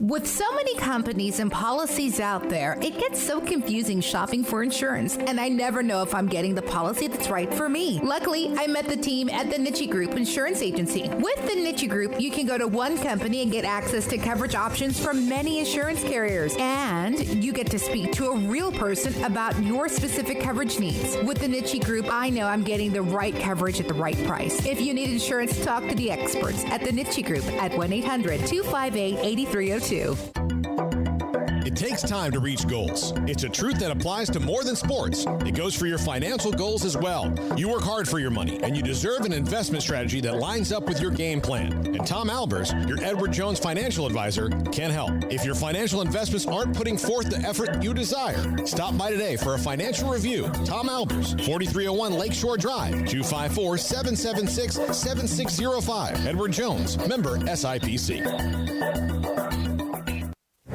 Stepping into the boots of a U.S. Army officer can add confidence and leadership skills to your son or daughter's career path. See all the things they can achieve in our boots at GoArmy.com. U.S. Army Waco Recruiting Company, 254-598-8131 or 254-776-1543. Born in Waco, Brotherwell Brewing exists to serve the Central Texas community with locally crafted beer of the highest quality. They want to bring Central Texas closer to the brewing experience so everyone can enjoy well-made beer as much as they do. For 2.5 years, they've been bringing high-quality beer to Central Texas at their location on Bridge Street in East Waco. And this football season, you need to stop by on game day for curbside pickup or stop by their tent next to Sic'Em365 at Brazos Parking for your pregame refreshment. Brotherwell Brewing believes in community and bringing people together to enjoy products made in their community. So for your game day, whether it's a tailgate or at home, stop by Brotherwell Brewing for high-quality craft beer made right here in Central Texas, 400 East Bridge Street, and check them out online at brotherwell.com. Boozers is the wedding ring store and more. If you're ready to get engaged or already married and want to upgrade your wife's ring for a special anniversary, Boozers is the place to go. With the largest selection of premier quality diamond engagement rings and wedding rings in Central Texas. They have 7 cases with over 300 styles of rings from top designers like Natalie Kay. Choose from yellow, white, or rose gold, plus beautiful top quality loose diamonds. With an in-house jewelry, they can also custom make anything you want. Bring in a picture or drawing and let Boozers create your one-of-a-kind pendant or ring. They can even use some of your old gold and diamond jewelry to create something new. At Boozers, you'll find a great selection of quality timepieces, and Boozers is the place for expert watch maintenance and repairs, too. They specialize in expert Rolex watch repair for fine jewelry, watches, custom work, and more. Go to Boozers on Valley Mills and Lake Air Drive in Waco. Boozers, the wedding ring store. Car has the trucks, man. They have the one for you. Crew cab, short or long bed, silver, black or blue. Texas size selection, great prices too. Richard Carr, he has the truck for you. Carr has the trucks, man. He has the truck you need. If you want the best truck, you want a GMC. Texas size selection, great prices too. Richard Carr, they have the truck for you. Welcome back to SicEm365 Radio. It's a pass to Pearson. He caught it. Touchdown. The Cowboys are out in front with 42 seconds left. The SicEm365 Radio Live Guest VIP Hotline is sponsored by Stonewood Dental. We are all in this together. All right, we're tracking down former Cowboys great, the Hall of Famer. He knows he's going into the Hall of Fame. There's still, maybe with Drew Pearson, you got to be careful because of the letdowns he's had to deal with before. Even when they expanded that huge class back earlier this year, they expanded that huge class. It looked like he was a shoe-in. Cliff Harris got in, and Drew sat there. Remember the emotions from that. And then he gets word earlier this year that no, in fact, you're going to get in. You're going to be a part of an expanded Veterans Committee group. But until he actually is up on the podium, and I'm sure, or gets the gold jacket, whenever that might be, then he's not going to take anything for granted. Drew Pearson former Cowboys great, number 88, the original. Think about the numbers 88, Des Bryant, of course, the most recent, and in between the greatness of Michael Irvin, and then, of course, again, Drew Pearson as well. Danny White joined us yesterday. When you think of Drew Pearson, you think about Roger Staubach, but Danny White threw a ton of passes to the great Drew Pearson as well, who joins us on SicEm365 Radio. Drew, thank you so much. Great to have you on. If you don't mind me asking, what is the latest that you've heard from the Pro Football Hall of Fame about what the timeline is for the first part of the year? That's easy to answer. I haven't heard anything. Okay. I haven't heard anything since David Baker called me back in August to inform me that I was the you there? Yes, sir. Yeah. Yes, sir. Okay.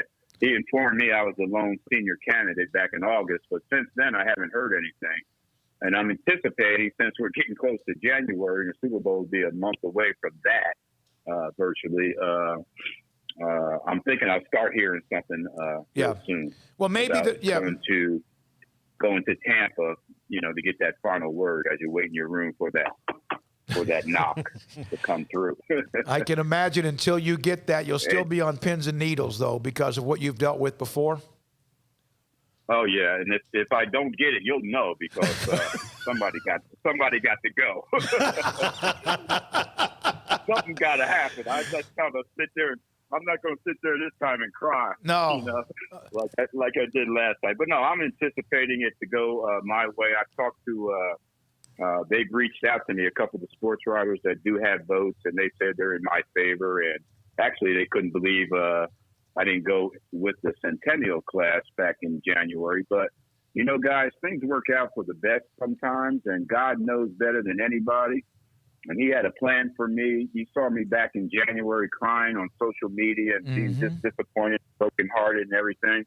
And I didn't even have to wait a whole year, Yeah. Here I get a call in August, Yeah. to say that you're going to be one of the the only senior nominee, which almost guarantees you a spot in the Pro Football Hall of Fame. So it's amazing how in 8 months, your emotions change, and this time it was for the good.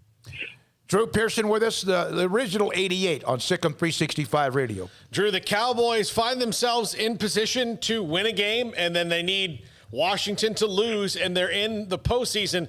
Did you expect this at all from this team, as listless as they looked even a month ago? Actually, no. I didn't expect anything until they turned the corner recently. I think they're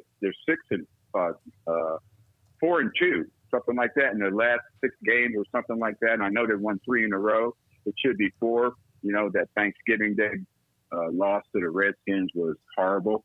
But, I didn't expect them to have a chance, but now they have a chance. It depends on somebody else losing, but you still take care of your business to make sure you're in a position if they do lose and the NFC East falls into your lap. So we'll see how it turns out.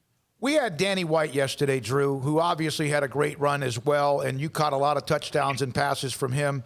But he said he thought he saw, when the Cowboys, of course, were struggling, one, it might have been a talent issue, a personnel issue, could have been whatever they were, the game plans, whatever. But he thought he saw a little bit too much me. Did you ever see that at times this year? Oh, man, that's all throughout the NFL. Look at it. Every time somebody makes a play, they step out, they do a dance, they point to themselves, they point to the crowd. They do all these antics to show people that they made the play. And it's a me league now. And, it's unfortunate that it goes like that because, guys, when I would catch a pass on them over the middle, say like 3rd and 12, and I go over that middle and catch it for 16 yards and a first down, and I get blasted as I catch it, you know what I do? I don't do anything. I get up and strut back to the huddle, okay? And doing that, I know that pisses the defensive back off more than anything I can say or do to him. So, you got to I think they need to rein it in a little bit and let's talk more team than we.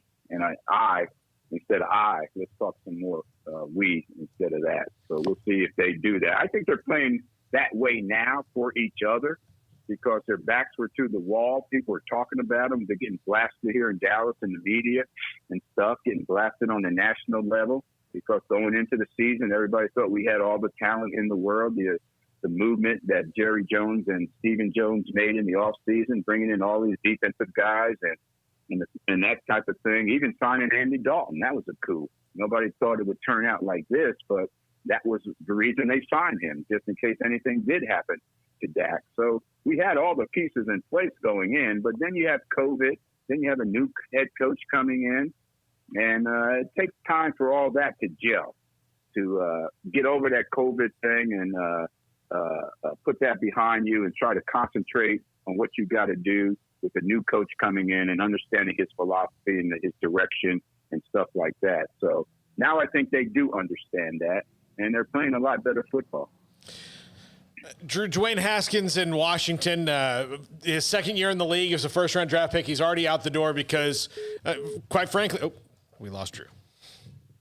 All right, 88 Drew Pearson on Twitter. 88 Drew Pearson on Twitter. We'll get back with him in a minute. We'll have Olin Buchanan on Texas A&M and their upcoming bowl game in the week that's been with them, or really a week or so since they announced the 4 in the college football playoff. Also, in the 5 o'clock hour, we'll hear from King McClure. He'll be in studio after Baylor's dominant win against Alcorn State. We had Jordan Turner, who scored 10 points today for Baylor earlier in this hour as well. And so we'll track down Drew Pearson. When I think of Drew Pearson, one, I think of clutch. That's it. When I think of Drew Pearson, I think if I had to say one word, if you want to, 254-339-1122, one word to describe Drew Pearson, clutch. Think about some of the most amazing catches he made, not just the Hail Mary against Minnesota, not just that, or the year that they didn't make the playoffs in the Hail Mary from Longley in 74 against Washington that beat them, that was huge. I think of clutch. And that's why when you had then the 88 of Michael Irvin now in the Hall of Fame, he was clutch. You could always know that you could throw to him, and he was going to make the play. He was going to catch it over the middle. Drew Pearson was clutch. And so we'll try to reestablish ourselves with Drew Pearson here. You got him. I think we got him back. Is that him? All right, Paul, you were going to ask about Washington and Dwayne Haskins. Yeah, Drew. That was me. I have these AirPods in, and a guy like me, this is all new technology and stuff like that. So I didn't know if you just touch it, it turns the phone off. So anyway, that was my bad. Okay. Drew, Dwayne Haskins, was released in his second year because he was irresponsible. He lost the locker room. How quickly have you seen a player? And you always had great teams with Tom Landry, but did you see a guy lose a locker room pretty quickly by misbehaving in your time? Yeah, Thomas Henderson. He was more of and when he came into the league, he was more of a me guy than a we guy. And, he was disruptive, and it was mostly about him and the attention he was trying to draw to himself.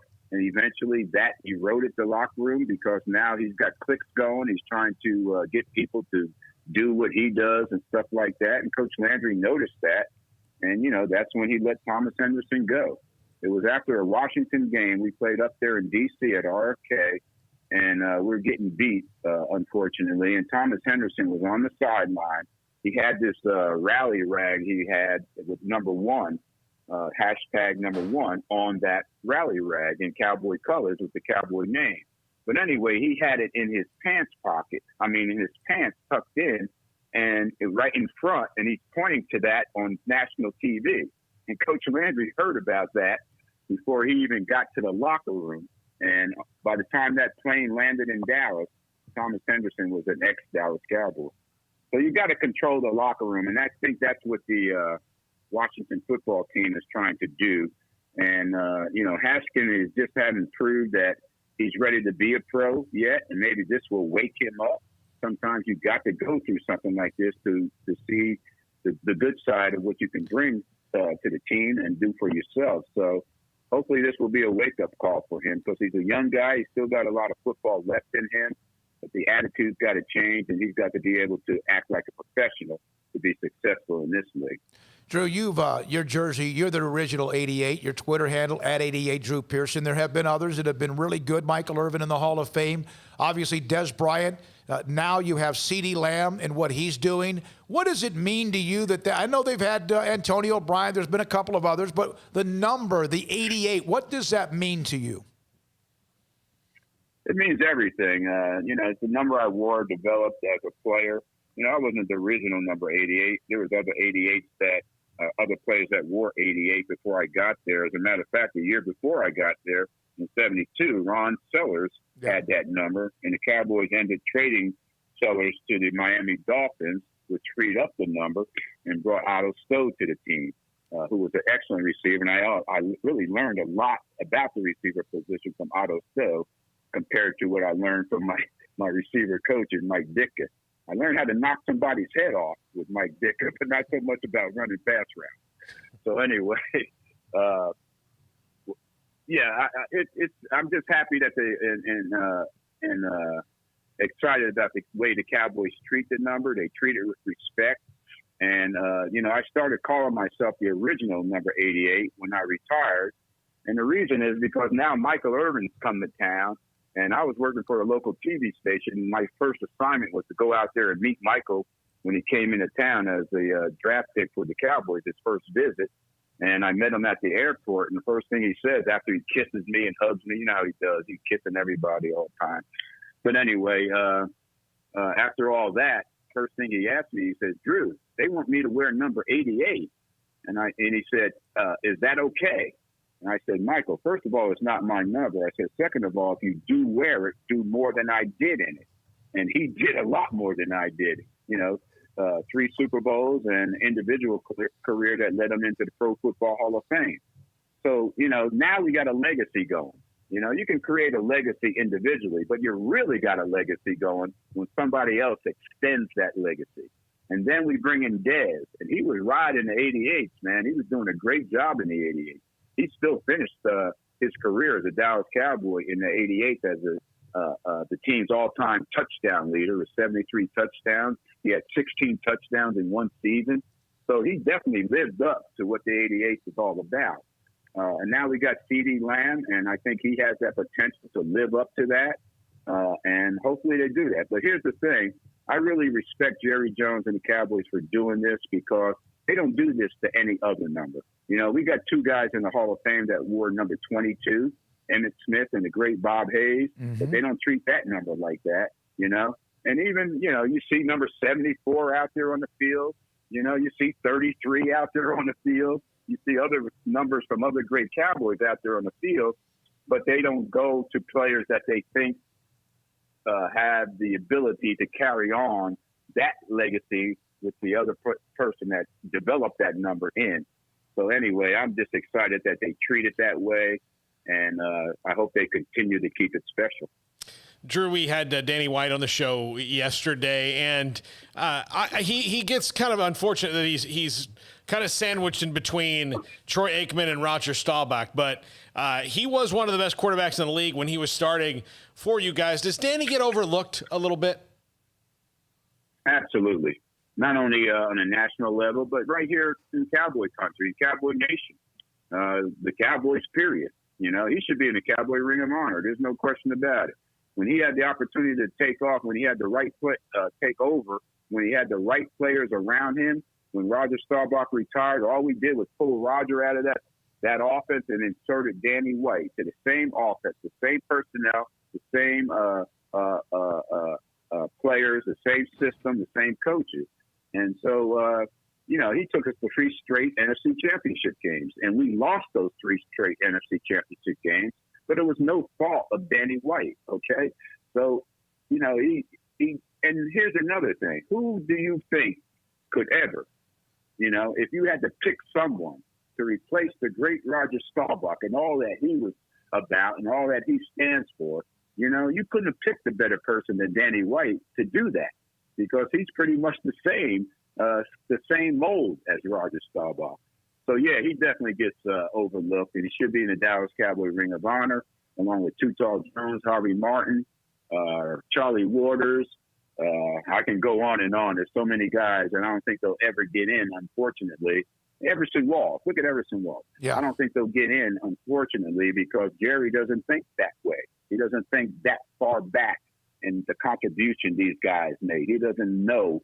He doesn't study it. He hasn't watched any film or anything about what we brought and some of my teammates brought to the Cowboys and did, consistently, over a long period of time. Most of the guys I played with played double-digit years in the NFL, and mostly all with the same team, all with the Dallas Cowboys. So, no, Danny White does not get the recognition he deserves, and that's unfortunate because he was a hell of a quarterback. Drew, you still have in your life, and you still have, as much as you played the passion on the field, you've lived that ever since with what you do professionally or personally. Have you ever slowed down? I slowed down now.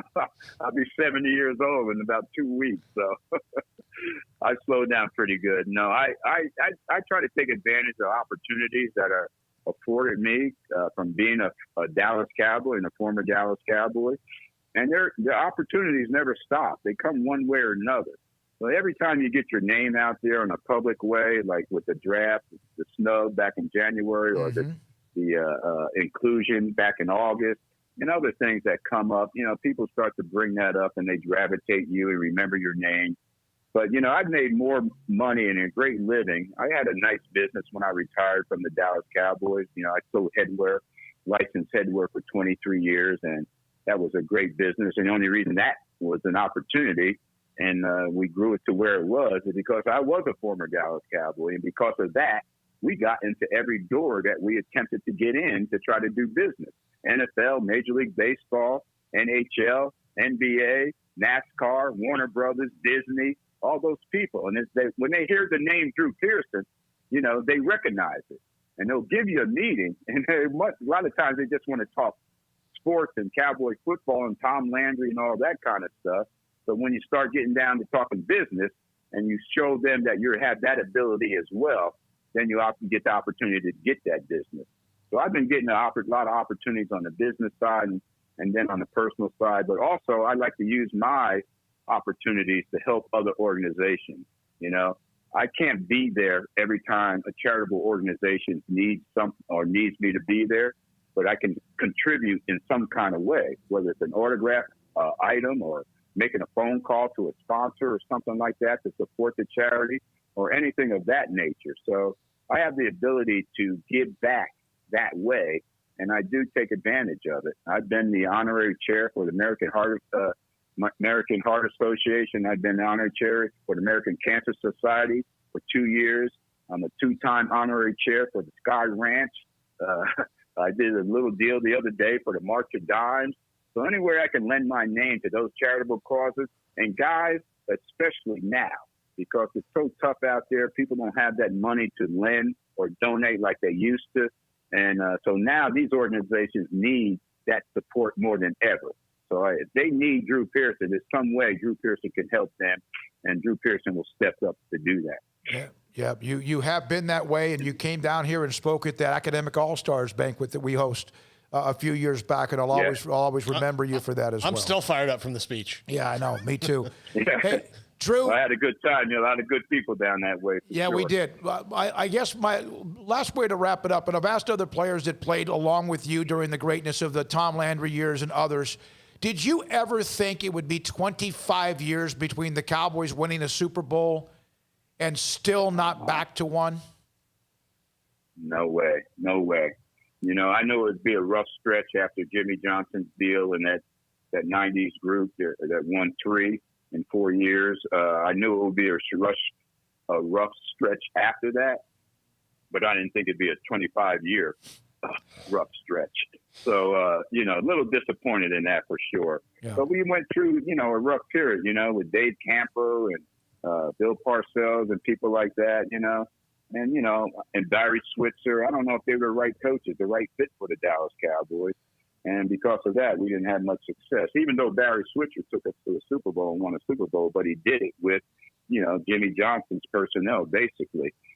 So, no, it's disappointing that we're like that. And, we Cowboy fans and former players have a lot of pride. We like to brag. We like to talk noise, especially to other people talking noise to us about their favorite football team. So, but lately, we can't talk that money. We have to refer to the past, about, our success and try to, hopefully that will turn the conversation. But 25 years, guys, I never expected that.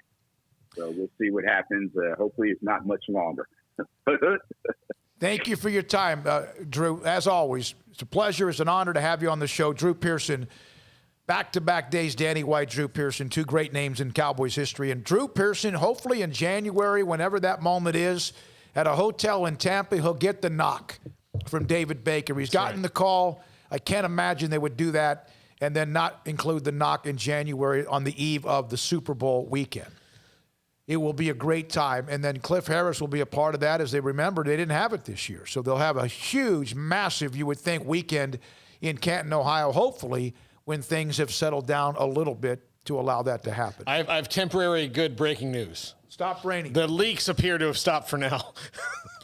That just means it stopped raining, right? Yeah. That means it stopped raining. Whatever was going on in Tyler, is it raining upstairs. outside? I think is this our leak technician? Oh, okay. We got a guy coming in to help us out. Yeah. We'll take a break. When we come back, Olin Buchanan, TexAgs.com on the Aggies and their bowl game. This is SicEm365 Radio. Riverbend Liquor and Wine, the corner of Lakeshore Drive and North 19th Street. Look, it's New Year's coming up here in a couple of days. Well, tomorrow is New Year's Eve. So if you are having a small get-together for New Year's, why don't you pop on by and check them out? I don't know. I've not been told today by Steve Chapman how much of the special single-barrel Balcones they have left. But if they do have it, you can get it there. Stop on by and check that out. It's a single-barrel, 5-year aged whiskey. I have some that I'm saving for tomorrow evening, as a matter of fact. Plus, great craft beer, great selections of wine, great collections of spirits, great everything at Riverbend Liquor and Wine, and excellent customer service, excellent drive-through window. You cannot beat it. Riverbend Liquor and Wine, a hidden gem in Waco. Find out more on Facebook and Instagram. MP Electric has developed a quality-oriented electrical contracting service in more than 20 years in the industry. Led by President Mark Perry, our electricians go through a 5-year apprenticeship program, are licensed by the state of Texas, and getting continuous education annually upon renewal. In great part, the success of MP Electric lies with its management and professional expertise of its employees. All of our employees share a dedication to quality and commitment to serving the needs of our customers. For new construction and remodels, parking lot, lighting and surge protection, landscape lights, security lights, troubleshooting and repairs. For industrial manufacturing, food and beverage, paper and publishing, heavy industry, cement and rock crushing plants, water distribution plants, and utilities. For 20 years, MP Electric has serviced industrial, commercial, and residential products. We do service right. MP Electric Inc. at 1890 Galaxy Road, Waco. MPElectricusa.com. When we moved to Texas, we were like fish out of water. We didn't know anyone in our neighborhood until our Texas Farm Bureau insurance agent came to the house. She was so helpful and reassuring, a friendly face with that Texan hospitality I'd heard about. When we purchased a Texas Farm Bureau insurance policy, we knew we were making the right choice. We knew our family would be protected. Stop by and see our agents at one of our 3 McLennan County locations. Coverage and discounts are subject to qualifications and policy terms and may vary by situation. Southwest Sports Medicine and Orthopedics, the team physician of Baylor Athletics. Our doctors specialize in the diagnosis and treatment of any and all sports-related injuries. Celebrating over a decade of service in Central Texas, our doctors are equipped to handle a wide range of issues, whether it's your foot or ankle, orthopedic spine care, your hand or wrist, knee and shoulder pain, or if you're in need of our arthritis or total joint clinic. Come see us at the new Baylor Scott and White Ted and Sue Getterman Sports and Orthopedic Center. Trusted doctors at Baylor Trust, Southwest Sports Medicine and Orthopedics. Our goal is to get you back in the game. In the market for a quality metal building? Since 1943, Pioneer Steel and Pipe has helped Central Texas residential and commercial customers with metal building design, panel options, building components, and trim options. Pioneer Steel and Pipe's residential line is energy efficient, offers low maintenance, reduces insurance payments, is impact resistant, and carries up to a 45-year limited warranty. In addition, they can also help you find a metal building contractor for your project. Pioneer Steel and Pipe with locations in Waco and Bryan and at pioneersboys.com. Do you or your kids get nervous about going to the dentist? Stonewood Dental, Dr. Steve Childress, he can help. I've spent a career taking care of patients who as children had bad experiences, and now they're adults that hate going to the dentist. If I get a kid at 3 years old and they come every 6 months and it's a happy experience, it's normal for them. Now they have an accident at 6 or 7 or 8 at school. Now they have a broken tooth or a trauma, and they have to come here. They're used to lights, they're used to water in their mouth, they're used to experience, they already trust us. It's amazing what we can do with that kid without it being a negative thing. But if I see a 6 or 7 or 8 year old that's never been to the dentist, and now they have a trauma or an unfortunate unexpected toothache, it's harder to do that for that kid and it not be somewhat of a negative experience. So bottom line is I try to teach kids and adults and teenagers and everybody the way I'd want my family treated, which is where it's a necessary part of life. You just take care of it. It doesn't have to be that big a deal. Learn more, stonewood-dental.com. Welcome back to SicEm365 Radio. This segment with Olin Buchanan of TexAgs.com is sponsored by Waco Regional Tennis and Fitness, with over 40 group exercise classes Monday through Sunday on Lakeshore Drive in Waco. You know, you could always hear me tell you that don't wait till the first of the year for your New Year's resolutions to get yourself healthy, fit, and back in shape. Start right now. Start like tomorrow morning or tonight at the gym on Lakeshore Drive in Waco. Waco Regional Tennis and Fitness sponsors Olin Buchanan, TexAgs.com. Olin, how has the team, the focus of this team been, considering the disappointment of the college football playoff, but knowing a lot of times teams get disappointed and then they no-show and they have a job to do against North Carolina? Yeah, well, they're saying all the right things, and I sense that it's an angry team that feels like it has something to prove. Maybe, still prove things to themselves, but prove something to the doubters. But again, you never know until they actually play, because I've never seen anyone, and neither of you, Dave, that says, we really don't feel like playing. Mm-hmm. But the sense you get is that they really want to play and that they really want to win, that they're going to be invested in. And you know what? I think the indication that it's true is that nobody opted out at all. Yeah, Olin, this is a team though that's kind of rolled on since that Alabama game. Do you think, that they have the right makeup to bounce back from things? I think so. Again, I think that they feel disrespected, and I think a lot of times that's a great motivator, is when you feel like someone's not giving you due respect, and but you never know. Now they lost that game to Alabama back in, I guess it was October, and they bounced back pretty well. So, but I think that was more physical.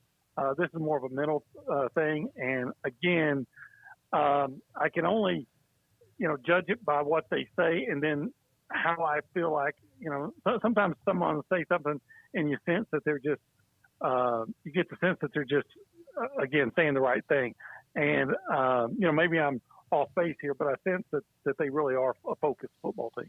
We've seen teams had to change their personnel because of COVID or because of opt-outs or because of a combination of that or just injuries.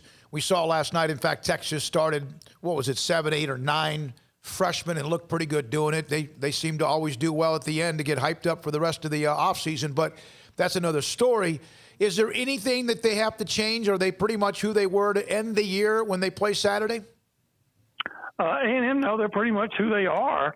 In fact, I think everybody that's in the starting lineup that has been is still going to be out there and ready to go. The only real question is Miles Jones, the senior cornerback, who's their best corner, who's having a really good year. He had an ankle issue and missed the game against Tennessee, and I think it might be a game-time decision on whether he's ready to go. And, obviously they're really hoping that he can go. Brian George, the junior college transfer who made his first start in place of Miles, had some rough times. And, it's one thing to have rough times against that Tennessee freshman Harrison Bailey, but that's Sam Howell throwing at you this week. Yeah. So, you need to be at full strength if possible. Which brings me to my next question: the matchup that North Carolina presents for A&M. How do you feel that they do match up with the Tar Heels? Well, I think they match up pretty well. A&M likes to run the football, And if you look statistically, North Carolina looks very sound in run defense. But if you really delve into it, you see the teams on their schedule that can run the football ran it pretty well against North Carolina. And then their top linebacker, Chaz Surratt, opted out. And on the other side, North Carolina runs the football pretty well, but A&M is one of the better run defenses in the country. Both of North Carolina's 1,000-yard backs both opted out. So I think A&M looks good there. I think where you're really concerned is Sam Howell is such a good quarterback, so accurate. A&M's secondary has been better, and it's good. It's solid, but it's not great. And then again, if your top corner's not out there, you might be holding your breath on some of the long throws at times. Are you a Heisman voter? I am. Okay, so you can't tell me, and I am too, so I can't unveil or mention. There used to be a time you could talk about it, but you can't do that anymore. What are your thoughts about if A&M had a player that was inside do you feel like Kellen Mond, if we went extended all the way to 1 to 10 or 1 to 15 or 1 to 20, where would he be as a player for A&M in that vote if it extended deep into whatever it might be with him, like 18, 12, 22? Yeah, I think he could probably make the top 15, but I'd put Isaiah Spiller before him. Me too. I'm glad you said that. Yeah, me too. Yeah, I mean, look, Kellen's had a really good year. It's not been a great year. I don't know that I could say that this is a guy I think should win the Heisman Trophy. With a couple of games he struggled. I look at the guys who are really good in their big games and are really good throughout the year. And Kellen's been really good, but he's had a couple of games where, let's face it, LSU, it was in the rain, but he didn't play that well in the opener against Vanderbilt. But other than that, I think he's had a solid, at least solid in some games, and as even spectacular in a couple. But maybe he could be in the top 15 of that discussion. All right. Anything else, Paul? Nope. Olin, good luck with it. Thank you very much. And maybe a recap next week. I'll be in touch, okay? All right. Thanks for having me. It's Olin Buchanan, TexAgs.com. And with TexAgs, by the way, with what we've done, we modeled a lot of what we've done with the success that they had, taking nothing and becoming something. And, of course, we're on our way. Monday starting 11 to 2. Drake Toll will host a 3-hour talk show. J.D. Piquel will be a part of it from 12 to 1 every day. So we'll have not only with what we do now between 3 and 6, the podcast that we have constantly airing everywhere, now 11 to 2 on Monday, starting 11 to 2, right here on SicEm365 Radio. When we come back, John Machota has watched this Cowboys ship right itself. His thoughts about where they are, who they are, and what they have to get done. It's obvious they have to beat the Giants and need Washington to lose. We'll see what happens with that. And then King McClure in studio from ESPN, former Baylor guard, SicEm365 Radio. Pickup Outfitters, where you can find things to help protect, like, for example, your pickup, whatever's in your pickup bed, in the bed of your truck. Like today, all of a sudden, in fact, yesterday after the show, it wasn't supposed to start raining last night, and I walk outside the studio, and it had been drizzling. Now, you may say that wasn't a big deal. Today, it was a deluge at time with rain going sideways and hammering wherever you might be. And maybe you don't live in Waco. Maybe you're in L.A. or Atlanta listening to us online or watching us online, and some of you are, but you have rain there and weather there. And so you have a pickup truck, and you need to protect the bed or what's inside the bed. Not so much the bed's fine, but whatever you put inside the bed. Whatever you might put inside. Some of my friends that play golf put their golf clubs and stuff inside the pickup bed and then have the bed cover to protect it, to also keep it from being stolen. Or whatever you might put inside of that you want to hide from the elements in the summertime when it's hot or it's got just stuff coming down because it's dusty. Pickup Outfitters, Jay Arrett, 220 Lake Air Drive, can help you. Whatever pickup bed cover you need, they'll find it. They have some of their own, and even spray in and lay in bed covers as well, bed liners as well, that go on the bottom to protect your bed cover. Pickup Outfitters, bumpers, grill guards, and more. 220 Lake Air Drive, createacommotion.com. At Baylor University, students can shine in their own way. Or should we say their own ways? Because there's no limit to the ways Baylor students make the world a brighter place. Whether they're leading a student organization or following a higher calling, getting advice from faculty, or taking part in world-class research, pursuing their dreams, or working toward their dream job, students find their place to shine at Baylor, where lights shine bright. Riverbend Liquor and Wine has their easy-to-access drive-thru open and convenient and clean in-store location on the corner of Lakeshore Drive and North 19th Street in Waco. Riverbend Liquor has the best and most extensive variety of craft beer selections in Waco, and Balcones whiskey, including single malt, pot still, baby blue, rye, brimstone, and the all-new lineage in stock. Riverbend Liquor and Wine, family-owned and operated, and a hidden gem in Waco on Lakeshore Drive and 19th Street. And find out more on Facebook and Instagram. From the first workout to the last practice, sports is an incredible challenge. Hi, this is Dan Ingram with the First National Bank of Central Texas, and we're proud to support each athlete, every parent, and our educators. From families, small businesses, to the biggest industry, we're here to help. With remarkable products like instant issue debit cards free at all of our banking centers, we've got banking ideas that fuel big dreams. The First National Bank of Central Texas. Familiar faces making local decisions. Member FDIC, Equal Housing Lender.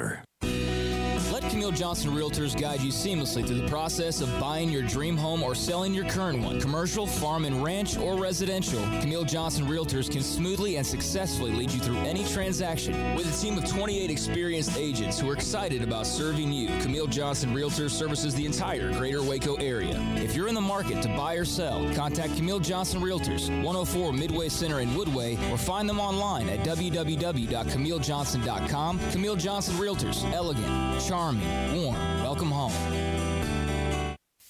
Waco Custom Marketplace is your home for holiday favorites for parties and the time with family. Various specials available in-store and online. A variety of steak gift boxes with 4 ribeyes for $70, 4 bacon wrap fillets for $55, or 4 New York strips for $50, and all come with steak butter.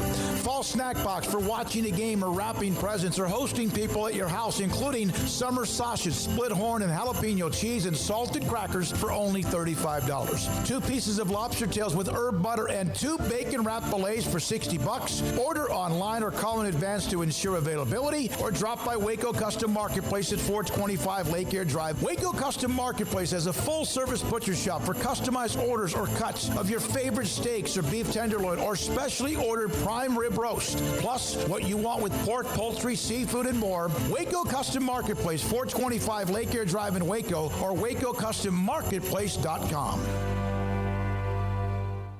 Christmas time is Jeep time at Allen Samuels. It's the big finish event, and the world's most awarded SUV has 0%, no payments for 90 days, and employee pricing for all on select models. Save thousands on the rugged Renegade and new 2020 Grand Cherokees. Even new 2021 Jeep Cherokees are included. 0%, no payments for 90 days. Employee pricing for all. Happy holidays from Allen Samuels.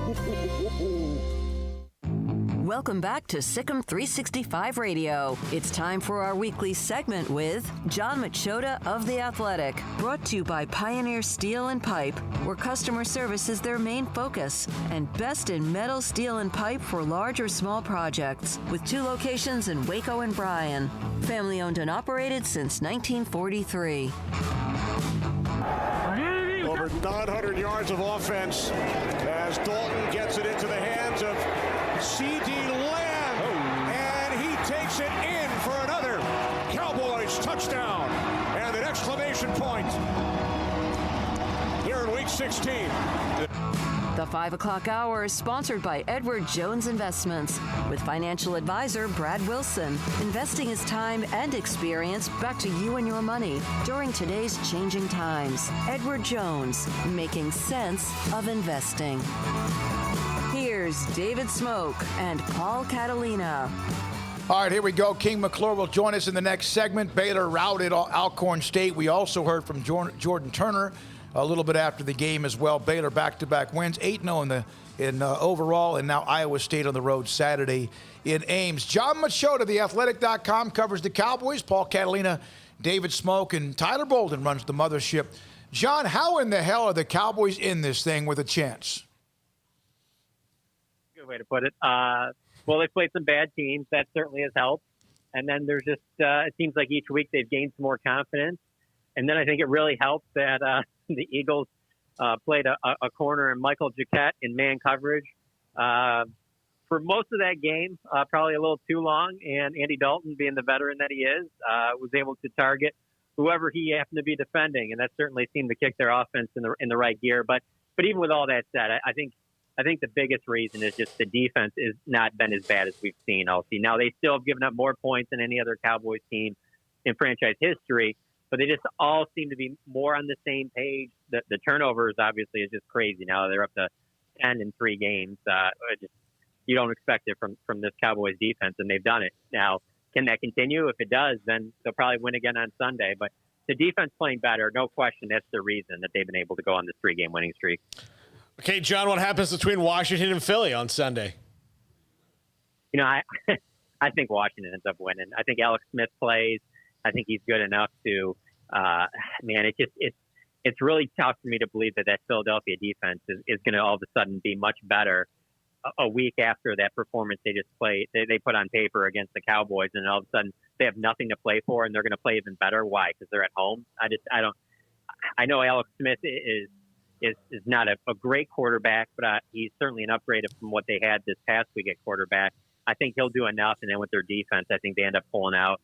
I don't even think it's going to really be close, to be honest with you. And that'll be tough, I think, for some Cowboys fans, because I think the Cowboys will end up winning, and then they'll turn on that game that night, and I think that Washington will take care of business. Yeah, and that's why you, as a player, you look at that and you can't get mad. You had your chances, right? I mean, you look up if you win a game or two, and of course, they wouldn't be in a position. They could win 12 o'clock game. Hell, that game would probably be moved back, 3:15 or even 7 or whatever the time might be. But so the defense is creating these turnovers. And yes, they're playing bad quarterbacks, but there's a lot of bad quarterbacks in the NFL. They've played against bad quarterbacks prior to that. Is it something they're doing because the light has clicked on, the switch has come on, or is it why? Well, I'll say this. On the interceptions, I just think Anthony Brown has played really well these last 2 weeks. I mean, he's got an interception in each game. I think he's played some of his best ball. So that's helped. And then them getting Trayvon Diggs back. I mean, he's clearly their best playmaker on the back end. I mean, he's to me, when I break down this defense, it's, in terms of value, it's DeMarcus Lawrence and Trayvon Diggs, and there's a huge gap between the next player. But the next player might actually be Randy Gregory, and just the way that he's come on lately, and really made the most out of his snaps. I mean, he's got to get more reps in this final game, and if they make the playoffs in the playoffs as well. I mean, I think he's made bigger plays and been more productive these last few weeks than Aldon Smith has. And so I think, Lawrence playing the way he has up front, Gregory causing some pressure and using his athleticism and skill coming off the other edge.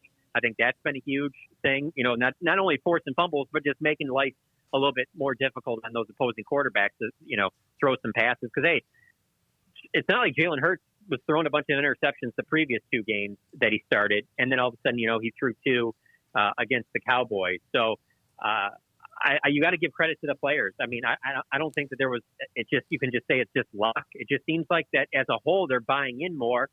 And when everybody's bought in, it's like, we know this isn't a great defense. I mean, you look at the Cowboys offense and you're like, man, they're as loaded with weapons there. If the offensive line can just buy Andy Dalton anytime, they're going to be in great shape. On defense, you don't see as many playmakers there. But at least you're seeing everybody bought in, and it seems like we're seeing less of the big mistakes, less of the big plays. And frankly, I thought we were seeing that early on when Deshaun Jackson catches that 81-yard touchdown. There is a little bit of that, I've seen this defense. And then they just come right back, get a 3-and-out on the next possession, I think was as big of any possession. Then it's 30-17, late in the third quarter, late third quarter. Andy Dalton throws that interception. That's another time where you're like, we know what the defense is going to do here. And again, they come up with another big stop. There was another play in the second half where, Jalen Hurts had a pretty long touchdown. A long pass. It was over 40 yards. I can't remember the receiver he threw it to. And you're thinking, here they go. They're already to midfield. This is going to be a drive that probably gets them some points. And then that's when Randy Gregory gets that sack fumble. And they recovered it. The Eagles did, but it set them back. And then they ended up having to go. They ended up going for it there and turning the ball over on downs. There's been a lot of key stops that this defense is making that we just really hadn't seen them do for much of the year up until this point. Has Mike Nolan done anything near enough to save his job? That's a great question, because certainly he deserves credit for the way the defense has played recently. I'll say this. About 3 weeks ago, I thought that decision was already made. He's making it a more difficult decision now. Now, you win on Sunday, and the defense looks just as good, if not better, then, you make it an even more difficult decision. Then you go to the playoffs. You'll make it even tougher if you can put up a good showing there. I'll say this, though. There's one time that we talk to Mike Nolan every single week, and there's one quote that he said earlier in the season, and it just keeps sticking with me, because if the Cowboys make the playoffs, this one's going to come back to me a bunch, is that what Mike Nolan was trying to do was he was trying to make this defense a lot more multiple, and it was going to take him more than one season, especially an abbreviated offseason, to do this. And the reason he wanted to do that is because of the opposing quarterbacks that you face if you're making it to the playoffs in the NFL. And as he said it at the time, and I thought it was a great analogy, he says, when you're playing against those Tom Brady's and Aaron Rodgers, if you don't have something multiple on the back end to confuse them, you're bringing a knife to a gunfight. And so I could see them winning, maybe getting in the playoffs, and then what happens when they go to the playoffs? They're going to have to play a Tom Brady. If they were to beat Tom Brady, they have to play Aaron Rodgers. They beat Aaron Rodgers, Drew Brees. And then who knows what you'd see even if you made it past that. And so are you going to do they have a gun to bring to a gunfight, or are they still bringing a knife to a gunfight? Because right now they haven't been playing any quarterbacks that have guns. They're playing other knives. So that's why I think that you still got to see more. I still don't think it looks great for Mike Nolan right now, but let's see how this final game plays out. And if they make the playoffs, I think it can go a long way for him keeping his job. I know the Cowboys have been incredibly patient and loyal to Randy Gregory, but Randy Gregory himself had to go fix himself, and he did, even though there's slips along the way. What is his contract status? Does he have a year left? Does he become a free agent? How does that work with him? Yeah, so he's got one more year left. They reworked his deal before the season started to put an additional year on it, obviously for their own stability and then for his. So he does have a full next season, which could be very intriguing, because if he keeps it on the path where he's been these last few weeks, as Jerry Jones says, then that looks like you might be getting the return on investment that you were hoping for when you used the second-round pick on him in 2015. So he's obviously not going to cost you very much, and the way he's performing is how obviously pass rushers are paid in this league. So that could end up being huge for them, having him for another year. Let's see where this goes, this final week. And again, like if they make the playoffs, let's see what he can continue bringing. But it seems like he's in, the right frame of mind. It seems like he's very motivated. We got to talk to him finally about a week and a half ago, which was the first time we got to talk to him this season. And you can just tell he's really motivated by it too, because not only the play in the field, but it just seems like things are going right for him.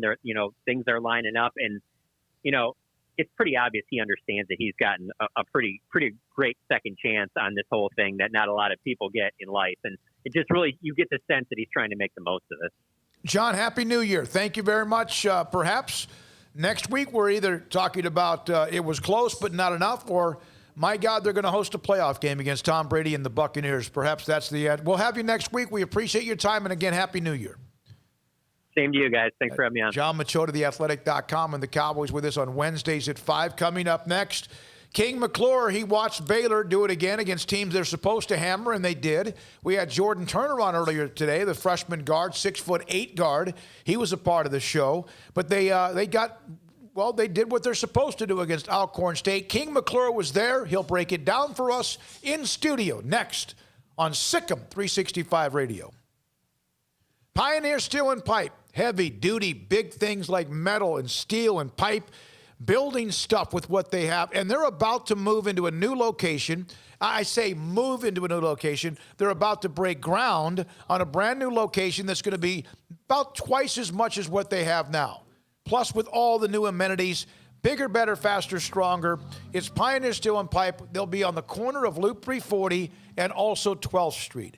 Right now, locations in Waco and Bryan. They'll always have locations in both cities. Open on Saturdays if you can't get to them during the week, 8 until noon. And they'll deliver and unload whatever you need, because what you need and what they have for metal buildings and much more, heavy, steel, pipe, metal. That's what they do, and they've had that around since 1943, 77 years.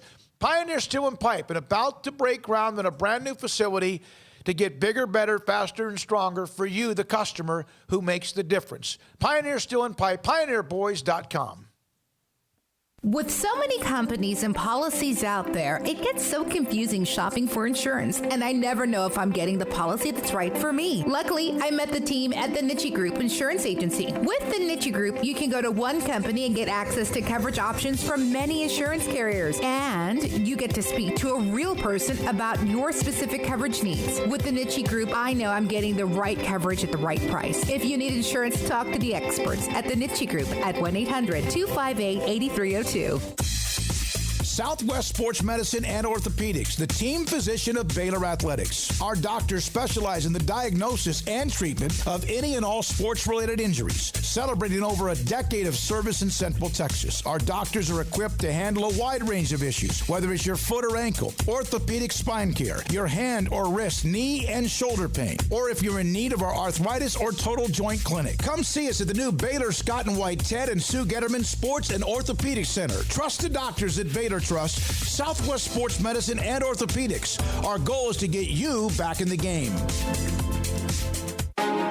Texas Board Certified Personal Injury Trial Lawyer and Baylor alum David Willis and Baylor alum Parker Willis are ready to help if you or a loved one has been wrongfully injured in an auto accident, SUV rollover, industrial accident, 18-wheeler crash, or were seriously injured by a defective product or recall drug. Call them for a confidential and free case consultation at 1-800-GOT-HURT or visit them at texastriallawyer.com. Principal office located in Houston, Texas.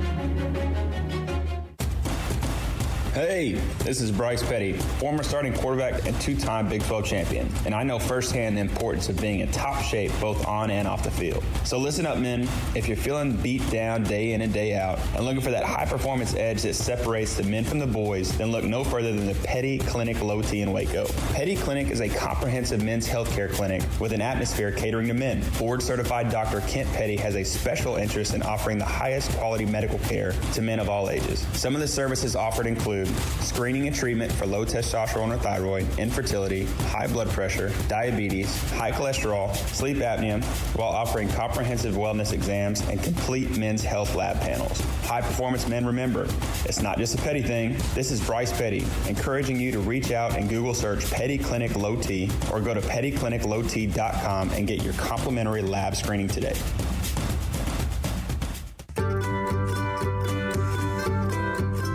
You want to know why Stonewood Dental is so successful? Listen to what happy customers have to say. It's pleasant. It's different than any other dentist office. I really feel like they care. And it's not that you're here for 2 hours waiting on someone to take care of you. It's quick and easy, and I bring my kids, and my kids love being here too. They really love the treasure box. Staff is really nice and accommodating, real friendly. You feel more like home. It's not sterile looking. Everybody has their own personalized rooms with decorations and decor, and they'll even have a blanket for you when it's cold. I've recommended people to actually come here, and they are patients now. I really love it here. It feels like family. Learn more, stonewood-dental.com.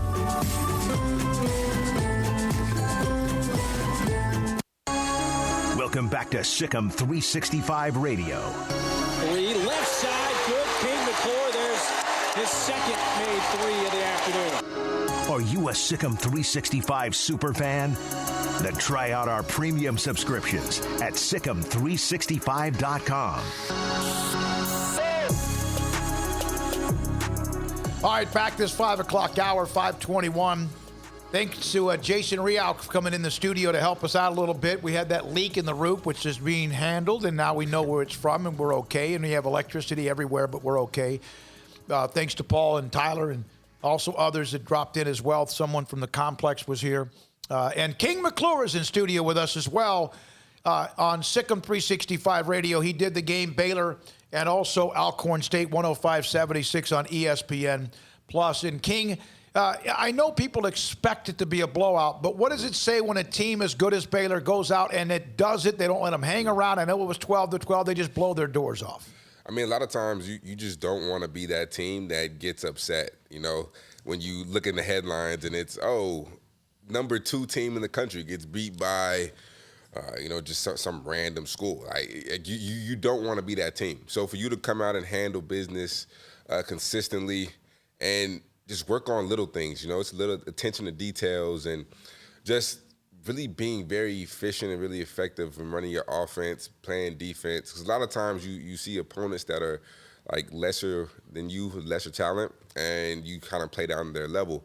For you to keep your level high and still remain high, it says a lot about your team and the character of your team. King, this team can go about 11 guys deep if they want to.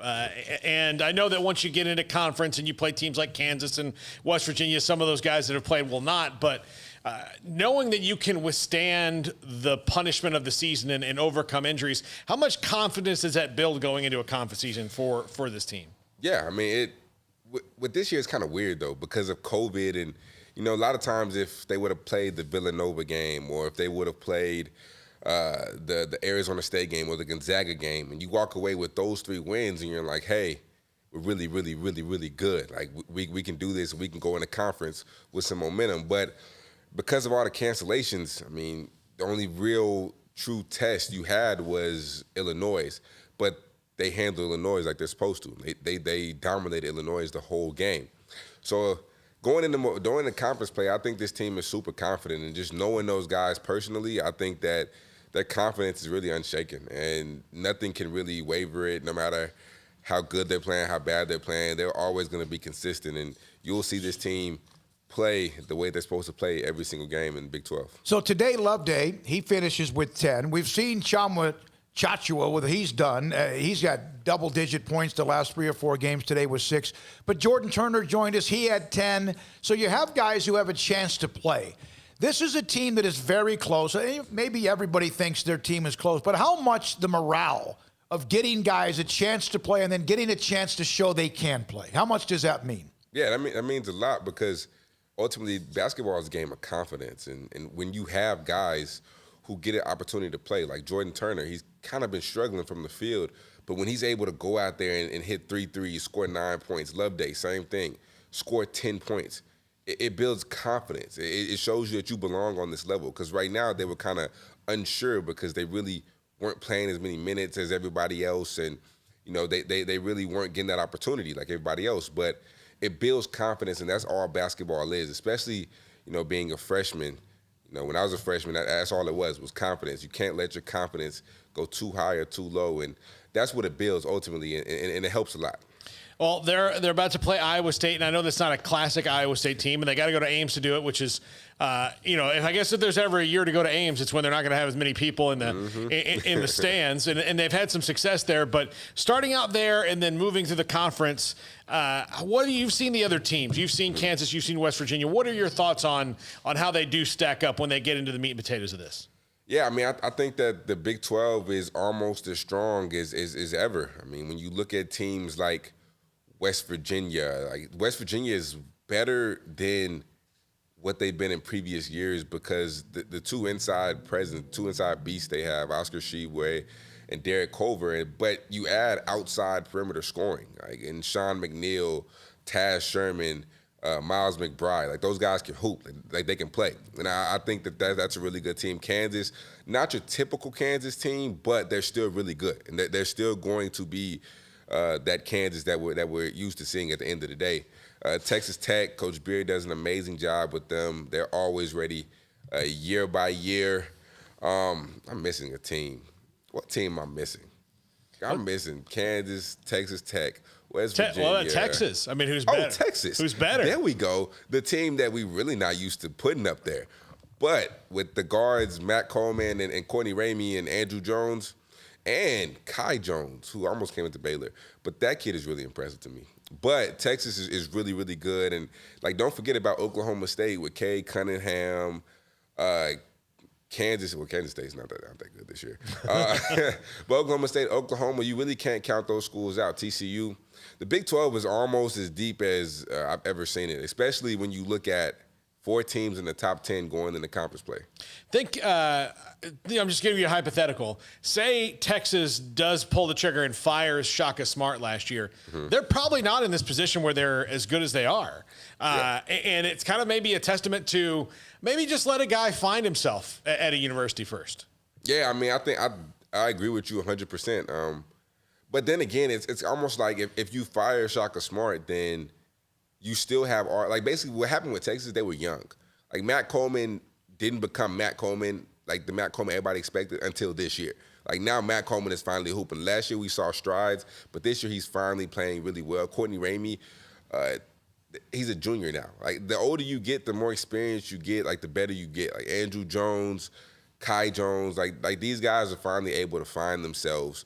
So, I mean, yeah, Shaka Smart, I think Shaka Smart did a lot for the program, but I still think they'd have the same amount of success if they would have fired him and got another coach because these guys are just more experienced now. How much does the big fella inside, the Brown, how much does that help all the guards be better? Greg Brown? Yeah. I'm not a big fan. Just me being personally, me personally, I think he's a prospect, but I don't see him really bringing benefit to that team right now. He plays defense, but I think Kai Jones brings more value to that team than anything. Kai Jones and then Jericho Sims in the front court. Because Kai Jones can step out and shoot the three consistently, and he's like 6'11". Sure, yeah. I think he brings like incredible, tremendous value to that Texas team. So yeah. They're about to hit the grind. We hope that there's not going to be interruption, but most likely there will be some sort of interruption. That's what we've seen across the board for most everybody. But they're about to hit the grind. Can you try to explain being a student athlete and the travel and the practices and the grind and tests and all of that, and also being a young man? What's it like? Yeah. That's a great question. I mean, I think the biggest thing with that is just knowing how to divide your time, because schoolwork is important. A lot of times you'll see in these scenarios that your schoolwork slacks, and you kind of take a step back. But that's why Coach Drew puts a major emphasis on tutors traveling with us, our academic people always traveling with us. So that's the biggest component, like just staying focused and knowing what you're getting yourself into. Because also, like you said, there's practice. We're practicing we're in the gym. I used to go to the gym at like noon. I didn't leave the gym till 8 o'clock and that at night. And that included practice, film, extra shots, treatment. Then you come home, then you have to study and get some work done. So the biggest thing is time management. Like, how can you divide your time and eliminate distractions? If you can eliminate your distractions, like maybe I shouldn't go to the movies. Maybe my social life might have to take a hit because my number one priority, my number one job right now, responsibility, is to be a student athlete. Like, I gotta go to class because I have to play. Like, I want to play, and I want to achieve my dreams and my goals, and the only way I can do that is by going to school, going to class. So you got to be able to eliminate distractions. That's the biggest thing. Have you, in your time around Baylor, ever met a player that matches Scott Drew's enthusiasm and personality like Jonathan Tchamwa-Tchatchoua? No, I mean, he's a great player, and I think he's an amazing person, first off. But like just him as a player is just unbelievable. Seeing some of the things that he was able to do when I was calling the game the past 2 days, his ability to be able to guard 1 through 5. I mean, he was on the perimeter. He took a charge on a guard while he was on the perimeter as a big man. You really don't see that too many times.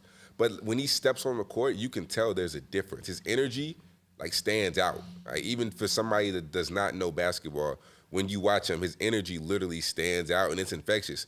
And I think that when he comes on the court, everybody, like if you don't play hard, if you don't match his intensity, you will get exposed. And you can see on camera. So he's a special player, and Coach Drew having him for 3 years, probably won't have him for all 3, but he's going to be able to do some special things and be a great player for this program. So they are who they are supposed to be. What's the? We are who we thought we are. They are who we thought they were. Yeah. That was who was that? Herman? Was that Herm Edwards? No, that's Denny Green. Denny Green. So Baylor's 8-0. We expected them to maybe be at this point 11 or 12-1. Maybe Gonzaga gets them or not. We don't know. Mm-hmm. But here they are at 8-0. Do you know who they are? Are they pretty much what you expected? Yeah, I mean, I think the biggest question coming into this year was who was going to replace Freddie Gillespie. Because when you look at his impact on the team, I feel a lot of people didn't give him the credit he deserved. Like, his impact was tremendous. He cleaned up everything and made up for a lot of mistakes defensively. But I think we found that answer in I call him Air John. They call him Everyday John, and he don't like being called JTT, but Air John, we found the answer in him. And I think that answer is going to, translate moving forward. When you also look at the play of Matt Meyer, like Matt Meyer, the light is turned on for him. My freshman year when I was playing with him, his freshman year, my senior year, when I was playing with him, the plays he's making right now, he wouldn't have made. The light bulb is turned on. He's starting to become the Matt Meyer that I knew and everybody in the program knew. So I think that this team has solidified itself, and they are who everybody thinks they are. I mean, a lot of people say that Gonzaga is the number one team in the country, and it's not even close. Well, I think Gonzaga's just had more opportunities to display it on a national showcase, like a national level. I mean, Baylor's had so many cancellations with COVID. It's the only thing that separates the two is Gonzaga's had more national games than Baylor. I think talent-wise, they're, tit for tat, just as good. Too bad they couldn't play. Yeah, maybe they will. By the way, I think the best thing that has been coached out of Matt Meyer is that he does not look like someone ran over his kitty every time he doesn't get the ball in a shot. I mean, that was his freshman year when he would think he was open and the ball would go to the other side of the court. He had this look in his face like, that's what? What happened? Oh my God! Man. It was his body language was terrible. Man, Matt, I don't think there was ever a time Matt did not think he was open when I was playing with him. Matt used to always want the ball, and when he got the ball, this is the craziest thing to me. He used to tell me the reason why I take so many bad shots is because I'm nervous. And I was like, bro, that doesn't make sense. Like, normally if you're nervous, you feel your way into the game, you pass the ball. He's like, no, I shoot the ball to, calm my nerves. And I'm like, bro, I'm going to need you to, not get nervous ever again. Because I don't need you taking all these bad shots while I'm on the court with you. Wow, that's crazy. That's crazy. He's with us on Wednesdays, sometimes by Skype, Zoom, or in studio. What was your reaction, if you don't mind me asking, when Keontae Johnson had his incident and collapsed on the floor because of what you've dealt with in your life, King? What were your thoughts? I mean, the first thing you think of whenever you hear of somebody collapse on a court is hypertrophic cardiomyopathy, which means that which is the same disease I have, and it means that the walls of your heart get thicker due to physical activity. So that's the first thing you think of. And when I first heard it, I felt for him because I've never physically, had to physically passed out on the court, but. Just me going through what I went through, having the surgeries, I felt for him. Kind of can sort of relate. I mean, apparently it was due to he had COVID earlier, and he ended up having myocarditis, which means an enlarged heart. So I feel for him. He's a tremendous player, tremendous athlete. And the news broke my heart, and I hope he's able to get back.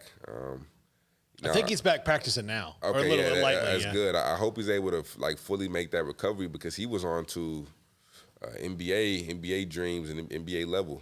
So, praise out to him and his family. I think he's going to help coach is what he's going to do right now. I'm not sure about his comeback or not, but I'm just curious about that because of what you overcame. And Baylor's had a history with Isaiah Austin and you and being able to make it happen. It's an amazing thing with the doctors. One of them was Mark Ackerman.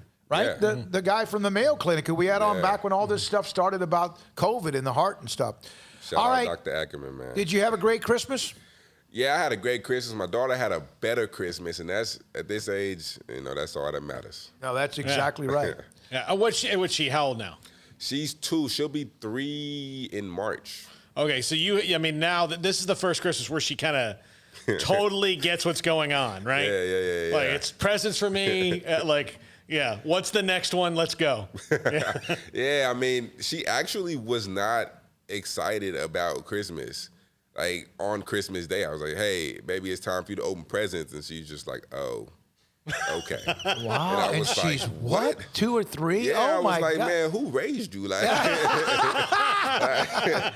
then she started, and then she got distracted. She would open one present and didn't want to open the rest. She just wanted to play with that one. So I was like, all right, you're a different child. Like, okay, cool. Take your time, right? Enjoy it, and enjoy watching them do that as well. What's your next game? My next game is next Monday. I have a SWAC game, Jackson State versus Alabama State. I'm excited about that one. I'll be doing that from the house, my first house game. Excited. Tune in, ESPNU. And today you were at the Farrell Center. ESPNU Monday, ESPNU Jackson Monday. State, Alabama State. Today he was there for the Alcorn State-Baylor game. Baylor wins by 29. King, it's great to have you on when we do throughout the season. Hopefully week by week we continue to see the progress of not just Baylor but college basketball. Happy New Year, young man. Thanks for your time. All right, happy holidays to you too. King McClure with us on SicEm365 Radio. Our high school football pick'em is next. When it comes to hauling the family and hauling cargo, see Alan Samuels. Get the king of minivans, the award-winning Chrysler Pacifica, or America's lowest price third-row crossover, Dodge Journey. During the Big Finish event, get 0%, no payments for 90 days, and employee pricing for all on Pacifica. It's minivan first class. And get employee pricing for all on new 2020 Dodge Journeys. Happy holidays from your friend in the car business, Alan Samuels.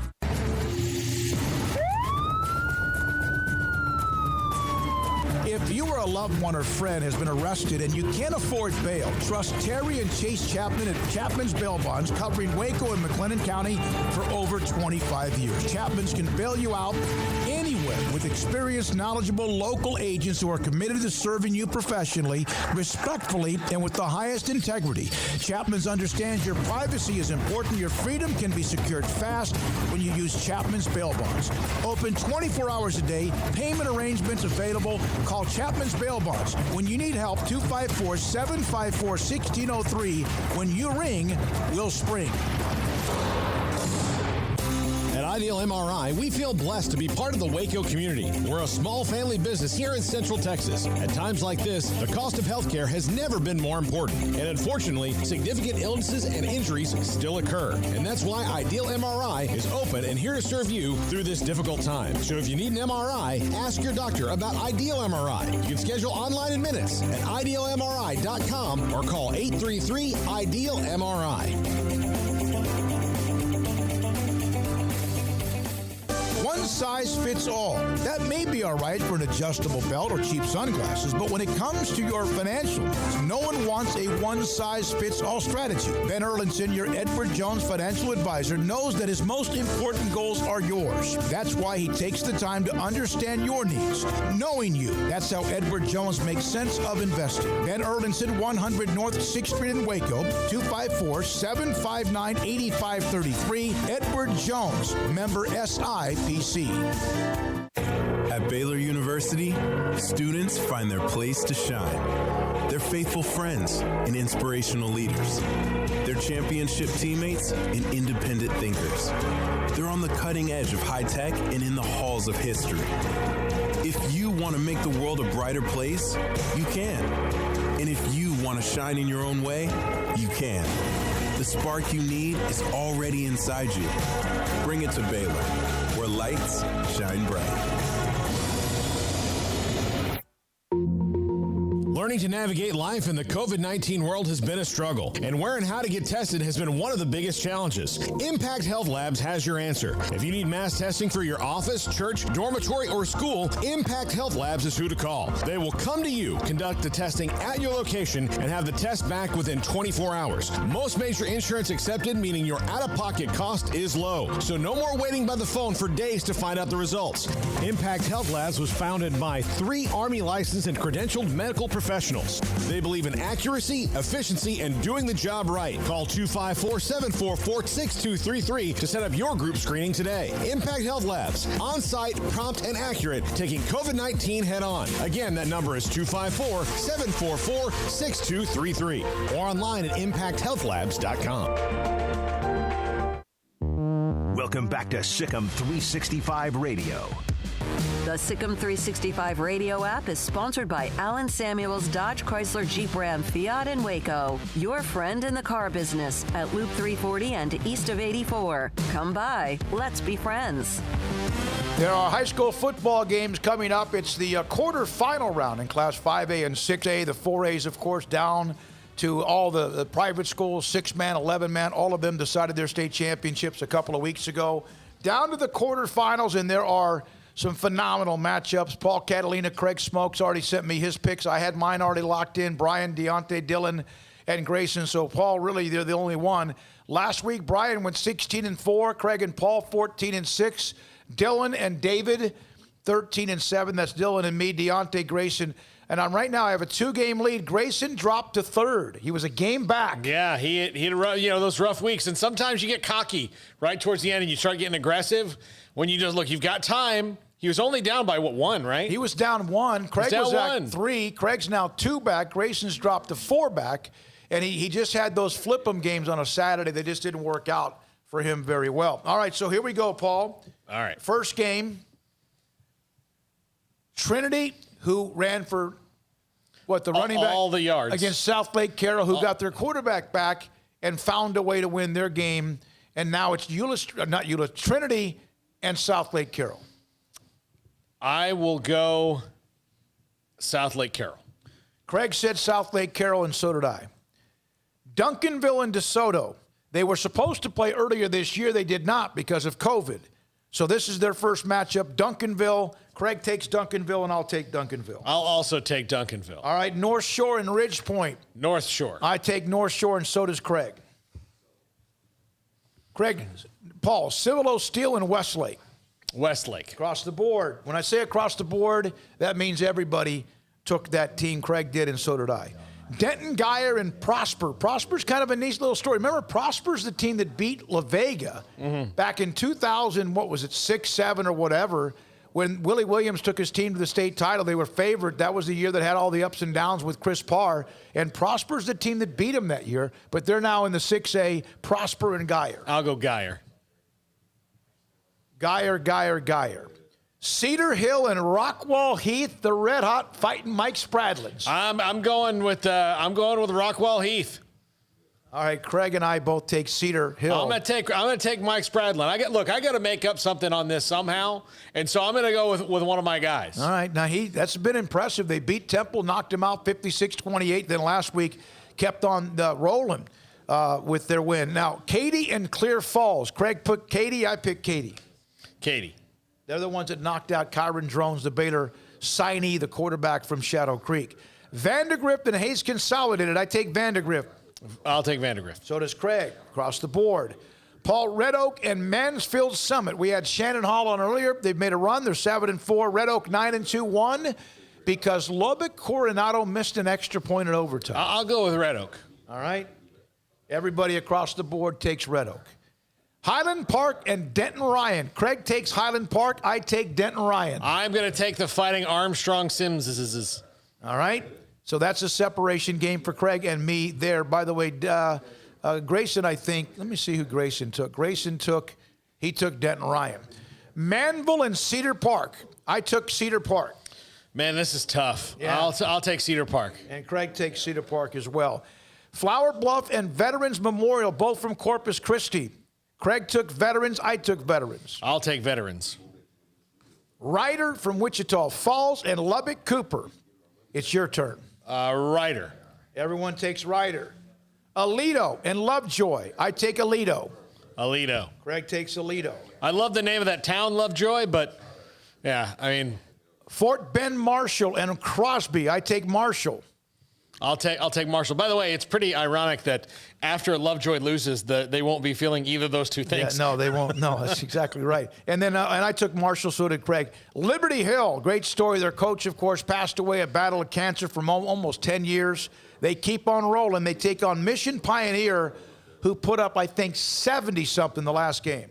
I'll take Liberty Hill. So did Craig, so did me. So only one or two different games for week number 19, basically, of high school football pick'em. One more break here? No. We can roll it out. I think, because we just went right there. And we'll do that as well. I'll get these down.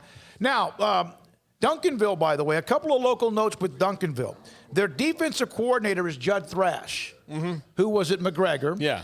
Their another coach on staff is Stephen Hodge, who was a head coach at Marlin, who played at TCU. Yeah. Guy that I knew played with he was on that team, the Cowboys team that was jinxed because the roof fell in on him on the practice facility. That tragedy. So those two guys are a part of Reggie Sample's staff at Duncanville. So that's that. King, good to see you, man. Thank you so much. Yeah. All right, so high school football, quarterfinal round. We've given our picks. Cowboys, Giants. Tyler, you come in with us now. Cowboys need a win. They have to win to have a chance. And if they win, if Washington loses, then Dallas is in the playoffs to host most likely Tom Brady in Tampa Bay. Hosting them at 7-9. Washington wins. No matter what happens, Giants and Cowboys, if they beat Philadelphia, they're in at 7-9. Is that right? Yeah. I heard this earlier today, and I can't remember where I heard it. What's more likely to happen? Dallas beats the Giants, Washington beats Philadelphia. I think it's more likely to happen that Washington beats Philadelphia. Philadelphia is banged up. And, now that Dwayne Haskins is gone, I even think Washington can win if Taylor Heineke has to play the majority of the game. I do. I think Philadelphia is about at the end of their rope this year. See, here's the thing. Everybody is going to be expecting it to go in favor of Washington. Mm-hmm. And then before that, they're expecting the Cowboys to win that one. It's going to do the complete opposite of what people are expecting. The Giants are going to win. Wow. The Eagles are going to win. Who does that put in the postseason for the NFC East? The Giants. 6-10 New York Giants. That's what's going to happen. Book it right now. Would that not just cap off 2020? And if you're a Cowboys fan, would it even be worse if you win and then Washington beats Philadelphia because you are so close? And I know, because I know you. If they win this weekend and get in the postseason, you're going to think they'll beat Tom Brady in Tampa Bay. No, I know. I know. Look at just the way people are looking at this game. Look, I know the fans you're talking about. I know the ones that are. And like I told you. They're going to run the table, Brady, Rodgers, Breeze, and Patrick Mahomes. I have not been drinking. I'm just saying there is it's great to have that kind of positivity. I was on board 5 or 6 weeks ago that said that they'd somehow find a way. That's what they do. The Giants don't know how to do it, although they did it the 2 years they won their Super Bowls. But the 2 Super Bowls with Eli Manning against the Patriots. I just felt like Washington, when they got in that run, I said, no, they're going to close it out. They're going to win the division, or the Giants who swept them. But now you get this feeling. I hear it, I feel it, I sense it, I see it, I read it. They've won 3 in a row. That'd be 4 in a row. Yeah. Offense is scoring points. Dalton's playing well. Defense is forcing turnovers, even if it might be a mirage. I don't know. Yeah, it might be a mirage. Could you imagine if Tyler's scenario happens, the NFC East has a 3-way tie at 6-10 with the Giants holding the tiebreaker, and then the Eagles would only be, I guess, a half game out because they'd be 5-10-1. Yeah, the tie against, who was that earlier this year? I can't remember who it was, but I remember when they had the tie. The Bengals. It was like really early in the year. And Tyler, you might, no one's thinking about the Giants winning this game because Dallas is Dallas. And you watch when they do the helmets and they do the pick and they do the mascots, the national guys, all of them are going to go Cowboys, Cowboys, Cowboys, Cowboys, Cowboys. They will.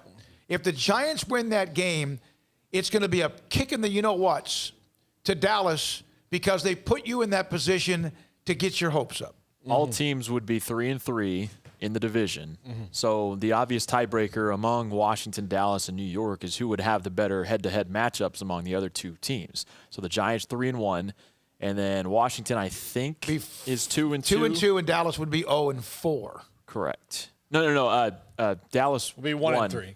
Dallas would be 1-3. They beat the Giants. That's right. They beat the Giants once. Washington swept Dallas. The Giants swept Washington. Mm-hmm. And, man, there was a couple of times in those games at the end that crazy things happened, and that means Dallas and New York would split. Is that right? Yeah. Can you imagine being the coach of a team that you have to tell them, like, look, all we have to do is beat a team that's on the guy who was the 3rd-string quarterback and a rookie to start the year. They don't have their starting offensive line. They don't have a wide receiver that should scare anybody. Their best defensive tackle, who is a game changer, might be out. All you got to do is get one more point than these guys, and we're in the playoffs. And that's probably even more stressful than, hey, Aaron Rodgers is coming to town. Yep, I know. Because at least with Aaron Rodgers or something like that, you know that, like, all right, we've got to have everything on it. But, like, to have the opposite of you just have to beat one bad team that would love nothing more than to ruin your new year.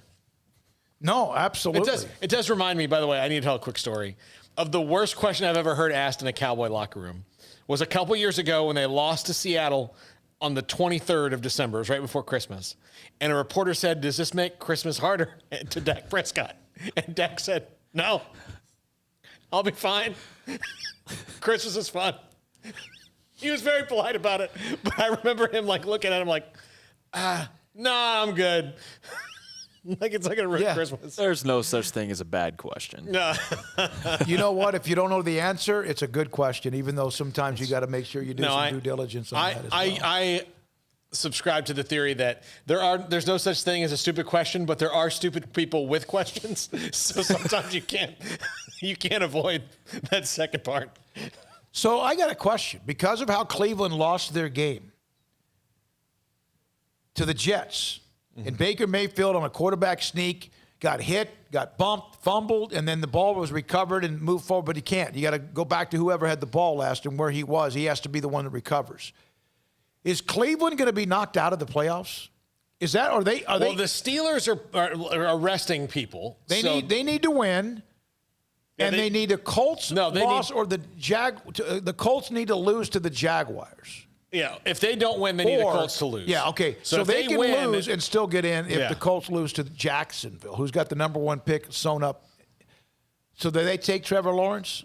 You would think so. I mean, he's just a little bit further south of where he's playing right now, right? Yeah, although I still don't, and you've been to Jacksonville, Smokey, I don't understand of all the markets in the NFL, because Buffalo and Green Bay are kind of grandfathered in.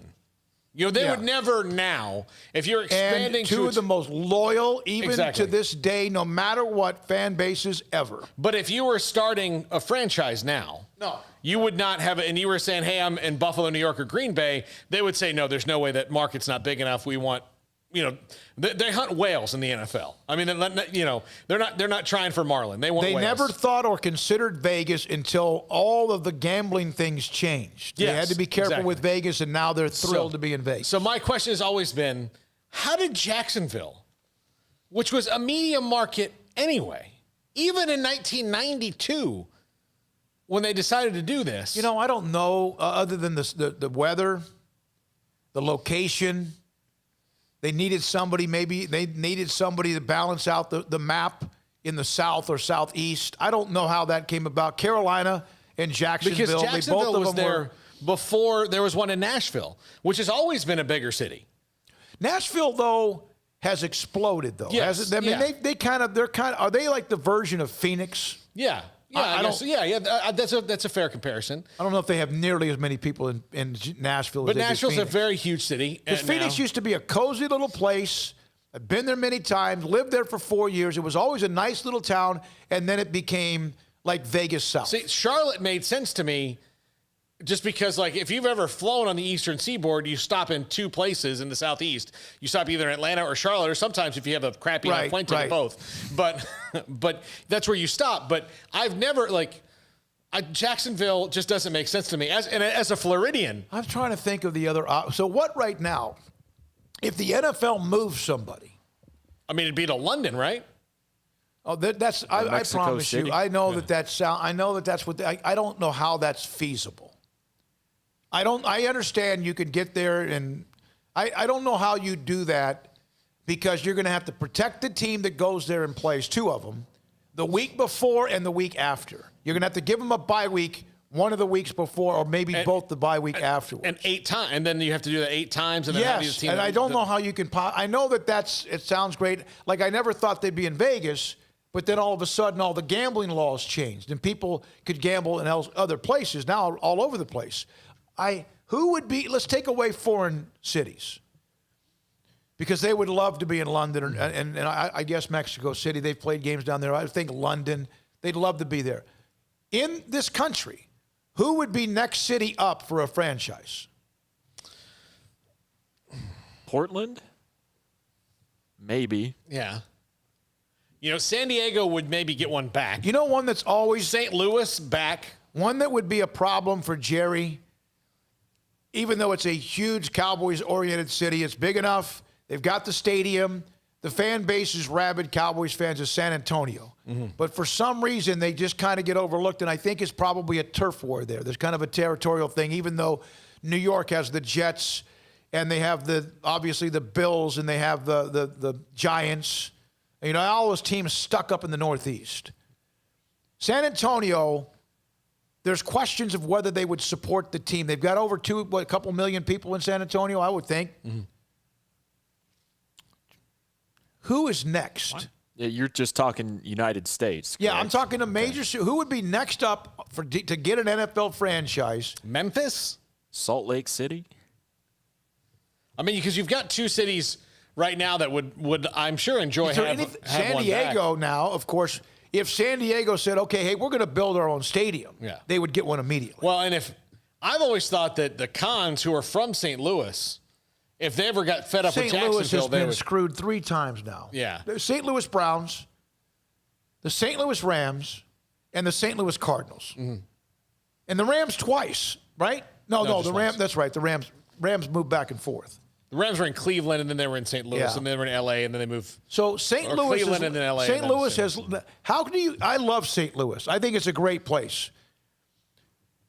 How do you lose 3 teams and then get another one? Yeah, I don't know. See, that's probably why they don't. You know, the baseball team's incredibly successful, very good. There's no NBA team in St. Louis. No, and there's a hockey team that St. finally Louis won. Blues. Yeah. Finally, they didn't win, did they? They were in the finals a couple years ago. No, they won. That's right, they won. They won the whole thing. Yeah. You're asking the right guy. Yeah, I know. You're asking the right guy, no question about it. I'm trying to think. There may be a city we're just not thinking of. Is there anything up in the north that you're going to have to build a dome stadium? I would have said, if we were talking Canada, I would have said Toronto. Toronto, yeah. Is Toronto, what's the largest city in Canada? I believe it's Toronto. Okay. Yeah. But yeah, Toronto would make some sense. I would rather. Here's the thing about Toronto: it's right across the river from Buffalo. Yeah. Okay, then I think that's a turf war. Yeah. The ones who are established now, like Buffalo, the New York franchises. Houston, of course, lost a franchise to Nashville and then got one back. Houston's fine. Houston is big enough. They need a team. They support their team, and it's a huge 4 or 5 million, millions of people there. I say we put everything back in Montreal so that we can get French football fans. Yeah. All right, Tyler, what do you got coming up, man? You get to go back home and just kind of chill? Yeah, just enjoy New Year's, which brings me back to another point I wanted to ask you guys. What was the most disappointing thing to not happen in 2020? And regarding the Baylor Athletics world, was it the football team not competing in the college football playoff when we thought they had, or when they could have done so, but lost to OU? Or was it not being able to see the men's basketball team go on that tournament run? I think it's men's basketball to me, because I'm not sure that team was, especially after they lost to OU twice and then they lost to Georgia. I don't think that team was completely ready for what would have come to them in the college football playoff. I think they had a great run, but I don't think they were ready to play in a college football playoff. And they had Oklahoma dead to rights at home. And then they almost, if Chris Platt runs 1/10 of a second faster, who knows what happens. But I know, as much as anyone, and I know there's a core fan base that loves what Kim Mulkey and the Lady Bears have done, it was the men's basketball season being shut down. The thing about it, a lot of people forget about that, though, is they had started to slip a little bit. Remember, at the end of the year, they were starting to get up, and they had gotten a little bit of a break, and they felt good as they went to Kansas City, like they had gotten themselves healthy and both mentally and physically. And I think that would be mine, because it looked as if they finally had somebody that was not even different than the team that was beaten by Duke in the controversial call, or a couple of other teams that were pretty good that got to the Elite Eight, but they lost to Kentucky that year. They lost to Duke one year, and I forgot the other one they lost to in an Elite Eight. Is it 2 Elite Eights or 3? But the men's basketball team looked like they were Final Four more than just pretty good. They were elite, and that has to be it. What about you? I would have said the men's basketball team, but it would be a tough argument for me, because I would have loved to see what that football team could have shown against LSU if they would have made it. I'm not saying that it would have been a close game, but maybe they pull a rabbit out of the hat, like performing how they did in that first half in that first game against Oklahoma. Yeah, when they peaked, even though they had to win other games after the loss to Oklahoma, they were at people around the country when they were blowing out Oklahoma at halftime were like, holy crap. Yeah. I mean, that was a wake-up call. Had they finished the deal, they may still have struggled against whoever they would. When they finished the deal, I don't know if they would have beaten Oklahoma in the rematch, but if they would have finished that game at home, when they had Oklahoma in trouble, deep trouble, like on the ropes, my God, just the perception, which was pretty good, would have been outrageous good. All right, Tyler, thank you, man. Have a Happy New Year. Max Olson, Grayson Grunhaper, the great Drew Pearson, Owen Buchanan, John Machota. Also thanks as well to Jordan Turner of Baylor men's basketball and King McClure, ESPN broadcaster, former Baylor guard. Paul, Happy New Year. Craig's back with us Monday. Also Monday, 11 to 2, Drake Toll starts his 3-hour up-tempo. J.D. Piquel from 12 to 1 with him. Growing as we start a new year, as we end the new year. Thank you for this journey that we've been on. Thanks to Colt Barber, Brian Etheridge, and also Ashley Hodge, and all of our great sponsors. I'm David Smoak. Happy New Year and good night.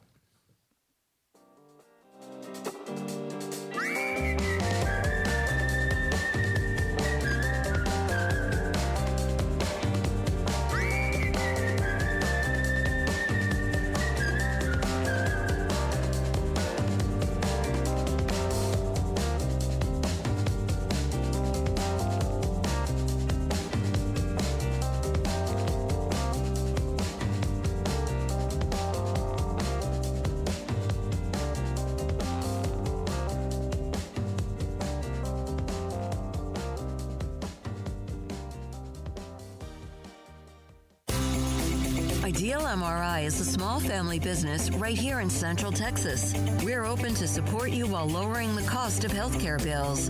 When you need an MRI, ask your doctor for an Ideal MRI. Visit us at idealmri.com or call us at 833-IDEAL-MRI.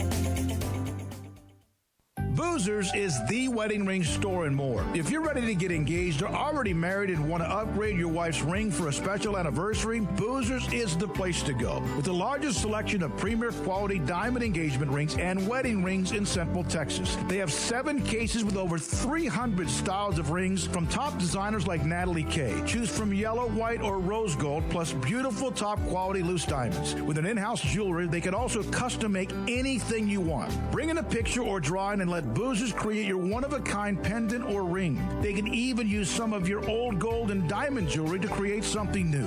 At Boozers, you'll find a great selection of quality timepieces, and Boozers is the place for expert watch maintenance and repairs, too. They specialize in expert Rolex watch repair for fine jewelry, watches, custom work, and more. Go to Boozers on Valley Mills and Lake Air Drive in Waco. Boozers, the wedding ring store and more. One size fits all. That may be all right for an adjustable belt or cheap sunglasses, but when it comes to your financial needs, no one wants a one-size-fits-all strategy. Cam Heathcott, your Edward Jones financial advisor, knows that his most important goals are yours. That's why he takes the time to understand your needs. Knowing you, that's how Edward Jones makes sense of investing. Cam Heathcott, covering Conroe and Houston, 936-756-7717 or cam.heathcott@edwardjones.com. Edward Jones, member SIPC.